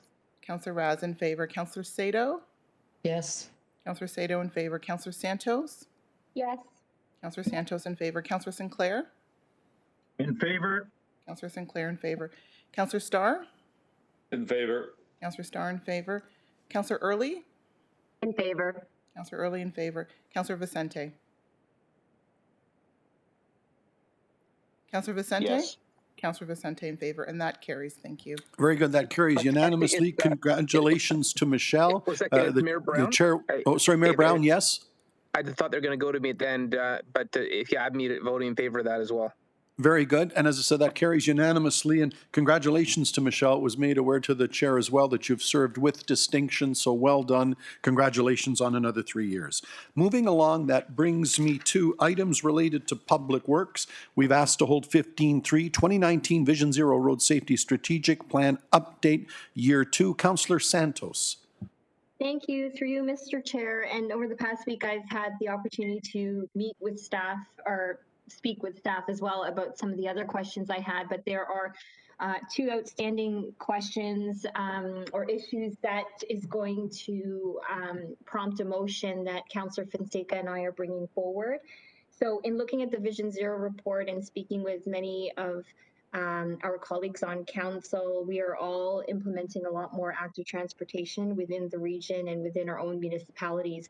As we start to do that, one of our biggest challenges is actually getting drivers to understand how to share the road properly, how to make those right-hand turns with the new cycle lanes, et cetera, et cetera. I know that in the Vision Zero report and update, there is education and programming specifically for cyclists and pedestrians and how to use the infrastructure safely, but I don't actually think there's enough for drivers. So the motion that we're bringing forward is just an advocacy motion to the provincial government and the Minister of Transportation to take a look at and revise their driving program and testing so that it includes all more requirements and testing related to sharing the road when it comes to cyclists and active transportation infrastructure. As well, Councillor Fonseca has an amendment to also include micro-mobility infrastructure as well, because I think that if you look at the research around the world, that's the direction we are all going towards as we battle climate change, et cetera, is more active transportation and micro-mobility. So if they could put the motion on the board, I would ask my colleagues to support it. It is a simple advocacy motion. And then I have another outstanding question, which is in relation to automated speed enforcement cameras, specifically in areas throughout the region that are not considered community safety zones. I know that many of you, I know one in particular from in Bolton on Highway 50, is notorious for speeding, but it's not considered a community safety zone. And I see Councillor Groves' hand is up, so I'll leave it there for now. Thank you. Thank you. Councillor Groves. Thank you, Mr. Chair, and through you. Are we speaking to the motion or can I speak to the report? We're speaking to the report for now, but please make your comments at this time. The motion is before us. Okay. I'm actually going to speak to the report, and I do have some some questions for staff. Excuse me. With respect to the ASE, Councillor Santos just segued into this, and that's been a concern of mine, and as you all know, for many, many years on Highway 50. I did raise this with staff once before when the Vision Zero report came forward the very first time, and the concern that I had is while Highway 50 isn't considered a community safety zone, it is a very, very unsafe stretch of road. We just had some recent activities we've got a whole convoy of trucks lined up on Highway 50 from Mayfield Road south all the way backing up to close to Nashville Road. that is creating even more of a safety issue for the folks traveling on Highway 50. I've reported this to Caledon OPP as well as Peel Regional Police, but I'm hoping that staff can work with MTO, somebody to figure out, I don't know where these trucks are coming from, but they are a huge lineup, and it's very problematic for my residents. And so my question is, and I asked this last time, but I never did get an answer because staff were going to take it back because they're on a committee that deals with these ASCs. How do we get Highway 50 to meet the criteria or become part of this program? Through to staff. Yes, please. And I think it might be Commissioner Warren, Acting Commissioner Warren.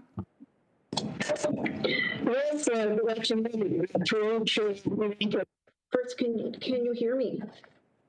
Yes, now a little bit better. Go ahead.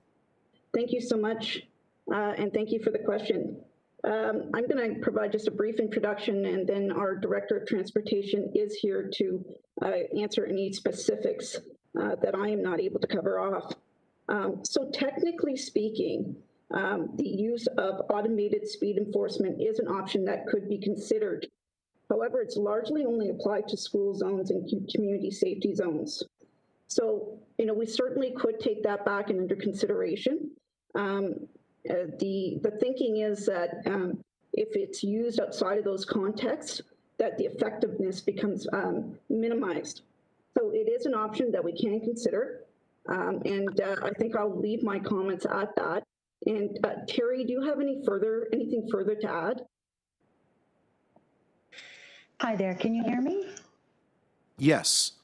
Okay, great. So yeah, through you, Mr. Chair, the Commissioner is quite correct. Right now, Ontario regulations specify that ASE can only be used in school zones and community safety zones.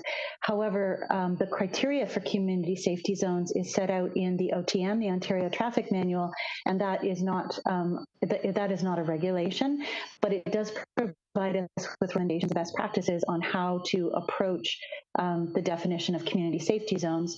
And generally speaking, they are applied in areas where you have a localized vulnerable population, much like a school zone. So what I would recommend is if this request on Highway 50 could be referred back to staff, what we can do is come back with a report that lays out for council the advantages and perhaps some of the unforeseen risks and disadvantages of taking that approach on a segment or a portion of Highway 50, such that we can make a decision and factor that into future budgets.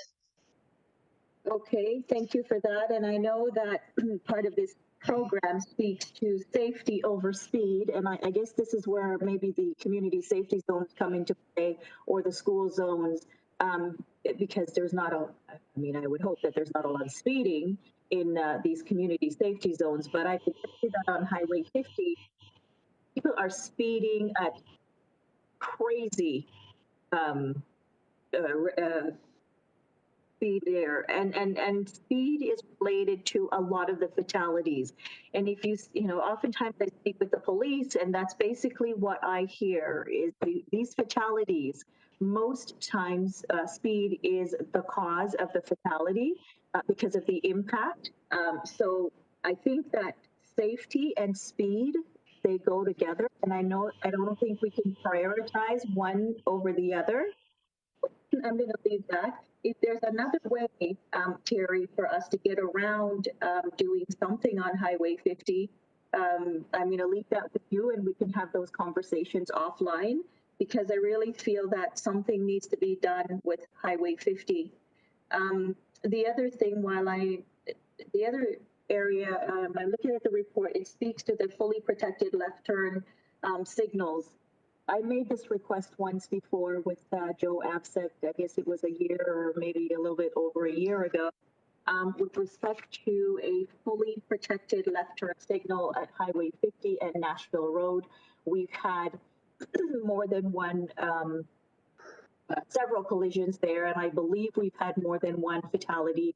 We had a family, a mom and 2 kids that lost their lives there, and I've asked for a fully protected left turn signal there. And part of the challenge with that particular intersection is we've got another road, Cold Creek Road. It's just a road that shoots off of Nashville, where a lot of trucks are coming out of that area as well. Sight lines become a problem, and it's just a really dangerous intersection. So if I can leave that with you, Terry, to look into in terms of how we definitely protected left turn signal there, that would be great. So those are all my comments with respect to the lineup of the trucks on Highway 50 from Mayfield Road up to Nashville Road. I don't know where these trucks are coming from. I don't know why they're lined up there, but something needs to be done. MTO, somebody, the police, York Region Police, Peel Region, and Caledon OPP, they need to get involved because, again, they are making that area worse than it already is in terms of the safety.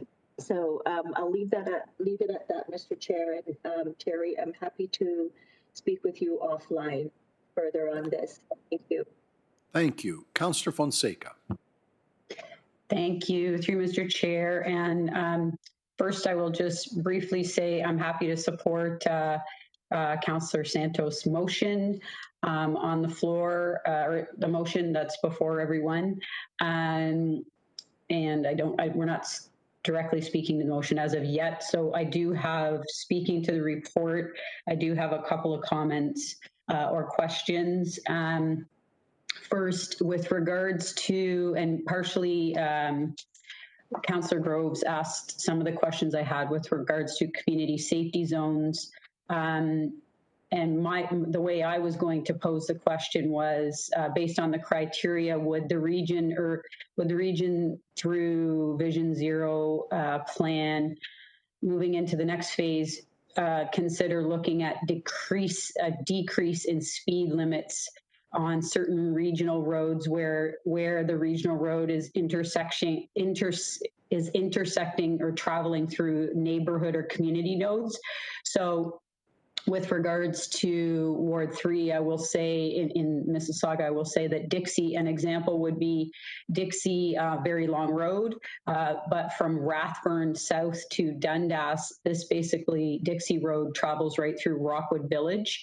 And while there are no schools that come off of Dixie, there is the library, there's the Our Place PLU shelter, there are a number of retirement homes, there's of course Rockwood Village, and there's Dixie Bloor, which has a number of residential rental apartment buildings.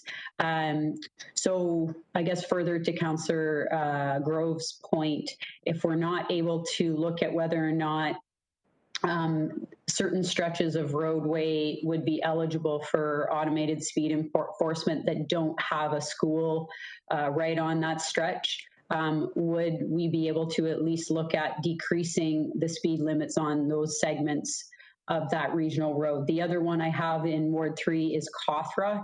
It's basically the same from Rathburn down to Dundas. Again, it travels through, in this portion of Cawthra, it travels through residential area.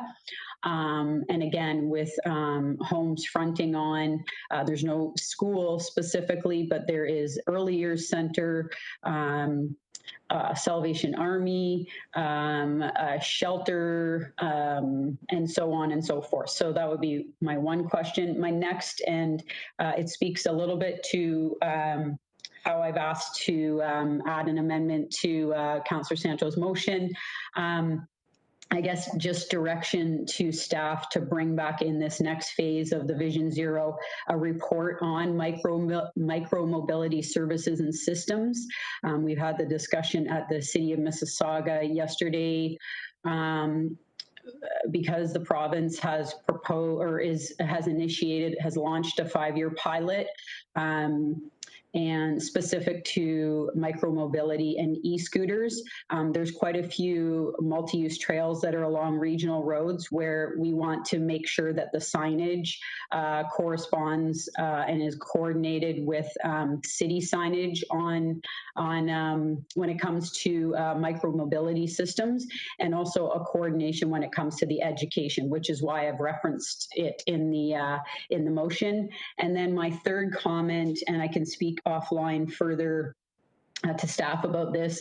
As chair of the Cycling Advisory Committee in Mississauga, I have had the request from on quite a few occasions throughout this past year, but being a member of Cycling Advisory Committee, the request has been brought forward for safety audits to be done at regional intersections as it pertains to cycling and pedestrian safety. And I have a whole list of about 20 intersections, but in particular, and as of late, the request has been for regional staff to bring back a report on safety audits at Dixie and Eastgate, Dixie and Blondell, Dixie and North Service Road, Dixie and Derry, and Cothra and the Queensway.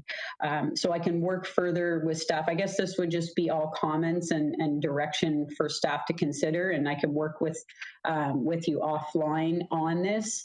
But just in terms of comments around the automated speed enforcement or lowering or consideration of lowering decreased speeds on regional roads that run through neighborhood or community nodes. Also a report specifically on micromobility services and systems, and then safety audits as it pertains to cyclists and pedestrian safety on key regional intersections. Thank you very much. Thank you, Councillor Sato. Thank you, Mr. Chair. So speaking to the report, I want to thank the staff that work on the Vision Zero strategy. I do sit on the Vision Zero task force at the region as in my role as chair of the Road Safety Committee in Mississauga. And Councillor Raz and Councillor Dasco also sit on that committee. And we work very closely. Our regional staff sit on the committee as well. And we have a great partnership in education and promotion. We have the requests that we're dealing with today, the motion. I just want to comment that our Road Safety Committee in Mississauga has already made that request to the province with regard to driver education, not just as it's related to cycling and micromobility, but basically we have members on our committee who are in the industry. And CAA sits on our committee. We have a youth driver education committee. We have the Good Roads Association, MTO representative, et cetera. So we have a lot of stakeholder input. And some time ago, it was actually a couple of years ago, we did make that recommendation that was sent to the province of Ontario, along with others, asking for better driver education because it has not improved over the years, and it's not just that it's not keeping up; it's just not good. The requirements to get a driver's license are pretty weak, and it's like you just have to basically show up, and you almost get a driver's license. So we have advocated for that. Councillor Fonseca and Council endorsed that through the adoption of the reports from Road Safety Committee. I always feel the more you can do this, the better. So I do support the motion coming here to the region. I have a meeting tomorrow also with Peel Regional Police Inspector Danos, and we're discussing the feasibility of adding the Peel Regional Police Community Safety and Wellbeing Strategy, or Bureau, to be a formal, and Vision Zero, to be a formal table on the region's community safety and wellbeing plan. That I sit on that committee, and Councillor Downey and Councillor Paleshi as well. Vision Zero is mentioned in the Community Safety and Wellbeing Plan, but it is not officially a table. And given the number of injuries and fatalities that have been occurring on our roads, we feel that it is a very important part of that plan. So after my meeting tomorrow, and our Vision Zero strategy coordinator at the city is in on that call as well. So we will be discussing it with the Vision Zero task force at the region as well, and then moving forward in the new year to see how we can get that to be more highlighted and to be more acted on, implemented in the Community Safety Wellbeing Plan of the region. With regard to the automated speed enforcement, we have had a lot of discussions in Mississauga on this as we're moving forward on it. And as staff explained, there is no definition of a community safety zone. We can define a community safety zone anywhere within our municipalities. And our Road Safety Committee has been advocating that we're going to start on the school zones, but the school zones are not where the fatalities and the injuries are occurring. And we want to move as quickly as we can to those roads, the higher speed roads and major arterial roads are where people are being seriously injured and killed because the speeds are much higher. So, and the data shows that. And that was part of our Vision Zero discussion at the task force as well as part of our promotion. So we are really hoping that we can move very quickly in Mississauga to getting the automated speed enforcement on the major roads. And, hearing from Councillor Groves today, I know that there are other roads in Caledon where that would probably make sense to apply as well. So I would hope that most of our regional roads are the higher speed roads. We don't have as many that are in school zones. There may be in Caledon, but we don't have in Mississauga. We have very few of our regional roads except for high schools, but definitely not for elementary schools. So we need to be looking at it from a different perspective at the region. And my hope is that, and I intend to be pushing that at the next task force meetings as we get into 2021. So, Mr. Chair, I think we're being asked to receive, I think we're just receiving today's report because it's an update. And as a member of the task force, I would be pleased to move that. And again, I really want to thank staff, all of the staff that have been working on the Vision Zero strategy at the Region of Peel. And I really want to thank them for how well they're working and collaborating with us in the city of Mississauga. It's been a great partnership from education, promotion, and our strategies as well. So hopefully going forward, we can reduce the numbers. I think it's good that the numbers have come down, but we are still losing lives and seeing serious collisions on our roads. So we need to get those numbers down to zero because no loss of life is acceptable on any of our roads. Thank you. Thank you, Councillor Dillon.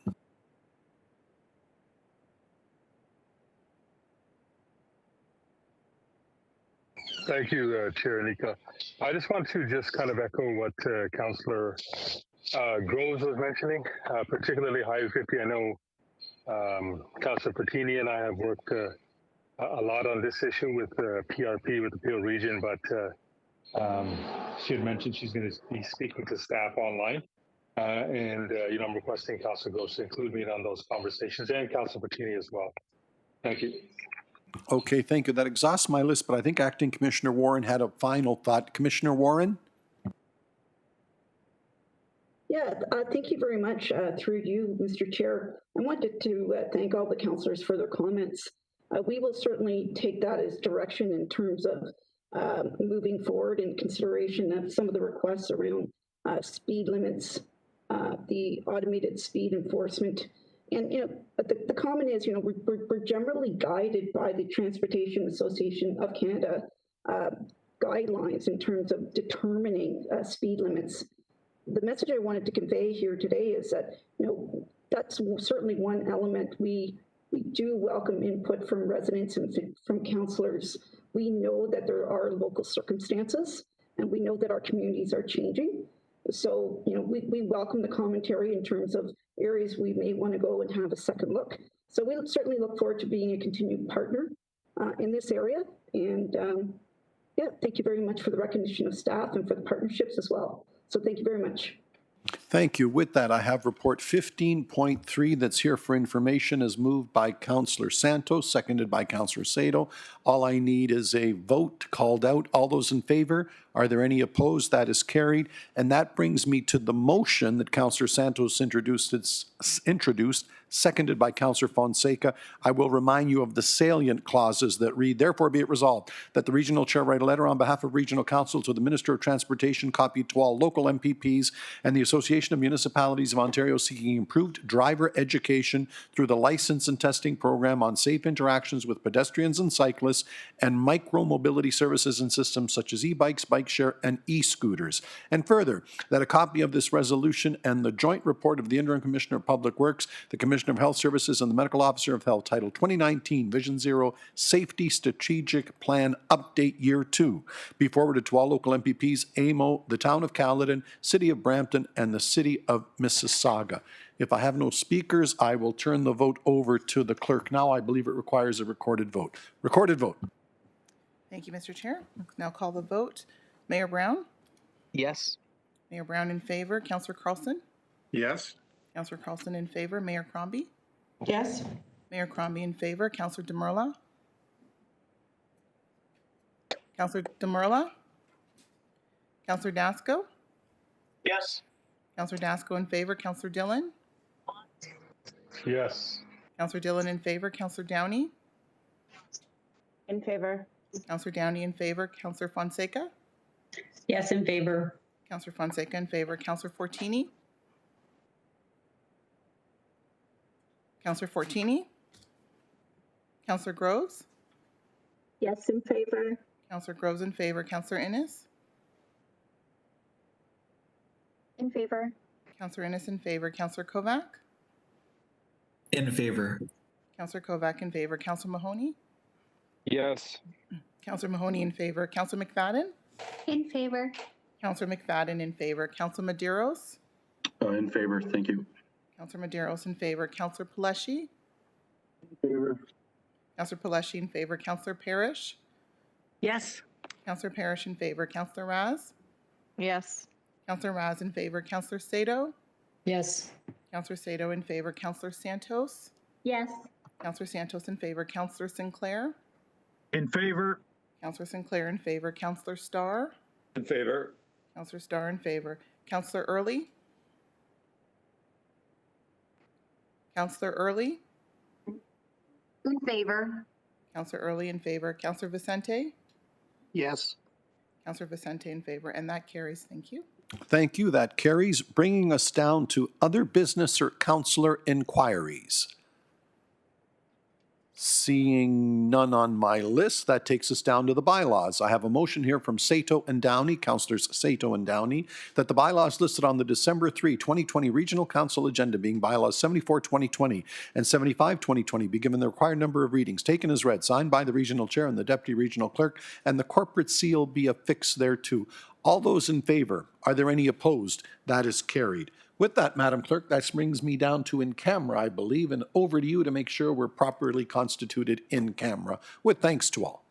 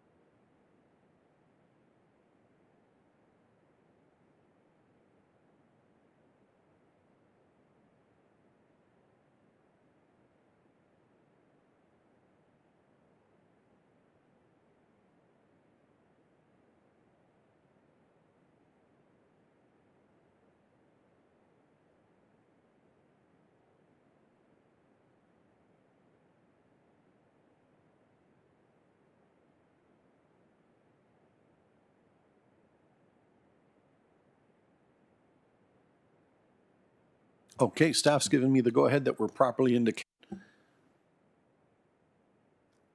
We're good? We're good. Madam Clerk, next.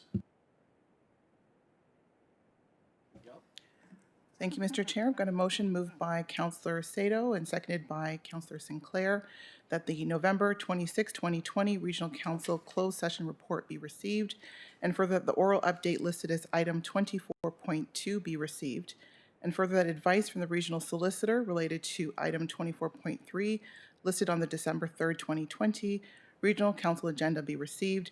Further, that the item 24.4 listed on the December 3rd, 2020 Regional Council agenda be deferred to December 10th, 2020, the Regional Council meeting. And further, that direction given in camera by Regional Council as shareholder of Peel Housing Corporation to the Commissioner of Human Services related to item 7.2 titled Shareholders Direction Approval Regarding Housing Master Plan Negotiations with Canada Mortgage and Housing Corporation on November the 14th, 2019. The special meeting of the shareholder agenda be made available to the public, and further the direction given in camera by Regional Council to the Commissioner of Human Services, the Commissioner of Finance, the Chief Financial Officer, and the Regional Solicitor related to item 22.9 titled Housing Master Plan Update on the September 26, 2019 Regional Council agenda be made available to the public, and further the direction given in camera by Regional Council to regional staff related to item 21.8 titled Housing Master Plan Update on Canada Mortgage and Housing Corporation funding application on the November 14th, 2019 Regional Council agenda be made available to the public. And this does require a recorded vote. I'll begin the vote with Mayor Brown. Yes. Mayor Brown in favor. Councillor Carlson? Yes. Councillor Carlson in favor. Mayor Crombie? Yes. Mayor Crombie in favor. Councillor Demerla? Yes. Councillor Demerla in favor. Councillor Dasco? Yes. Councillor Dasco in favor. Councillor Dillon? Yes. Councillor Dillon in favor. Councillor Downey? Sorry to interrupt, making sure everybody's on mute. If you're not being addressed, just be mindful to remain on mute again. Thank you. Councillor Downey? In favor. Councillor Downey in favor. Councillor Fonseca? In favor. Councillor Fonseca in favor. Councillor Fortini? In favor. Councillor Fortini in favor. Councillor Groves? Councillor Groves? Councillor Innes? Councillor Innes? Councillor Kovac? Yes. Councillor Kovac in favor. Councillor Mahoney? Councillor Mahoney? Councillor McFadden? Yes, in favor. Councillor McFadden in favor. Councillor Medeiros? Yes. Councillor Medeiros in favor. Councillor Paleshi? Yes. Councillor Paleshi in favor. Councillor Parrish? Councillor Parrish? Yes. Councillor Parrish in favor. Councillor Raz? Yes. Councillor Raz in favor. Councillor Sato? Yes. Councillor Sato in favor. Councillor Santos? Yes. Councillor Santos in favor. Councillor Sinclair? In favor. Councillor Sinclair in favor. Councillor Starr? In favor. Councillor Starr in favor. Councillor Early? In favor. Councillor Early in favor. And Councillor Vicente? Yes. Councillor Vicente in favor, and that carries. Thank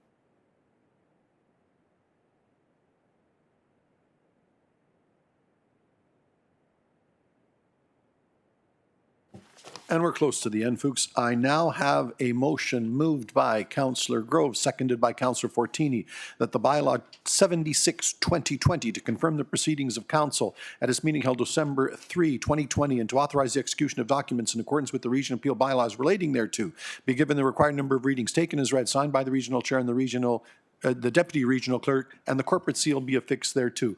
All those in favor? Any opposed? That is carried. And finally, moved by Councillor Santos and seconded by Councillor Vicente that the December 3, 2020 Regional Council meeting be adjourned. All those in favor? Carried. We stand adjourned. Thank you to all. You need a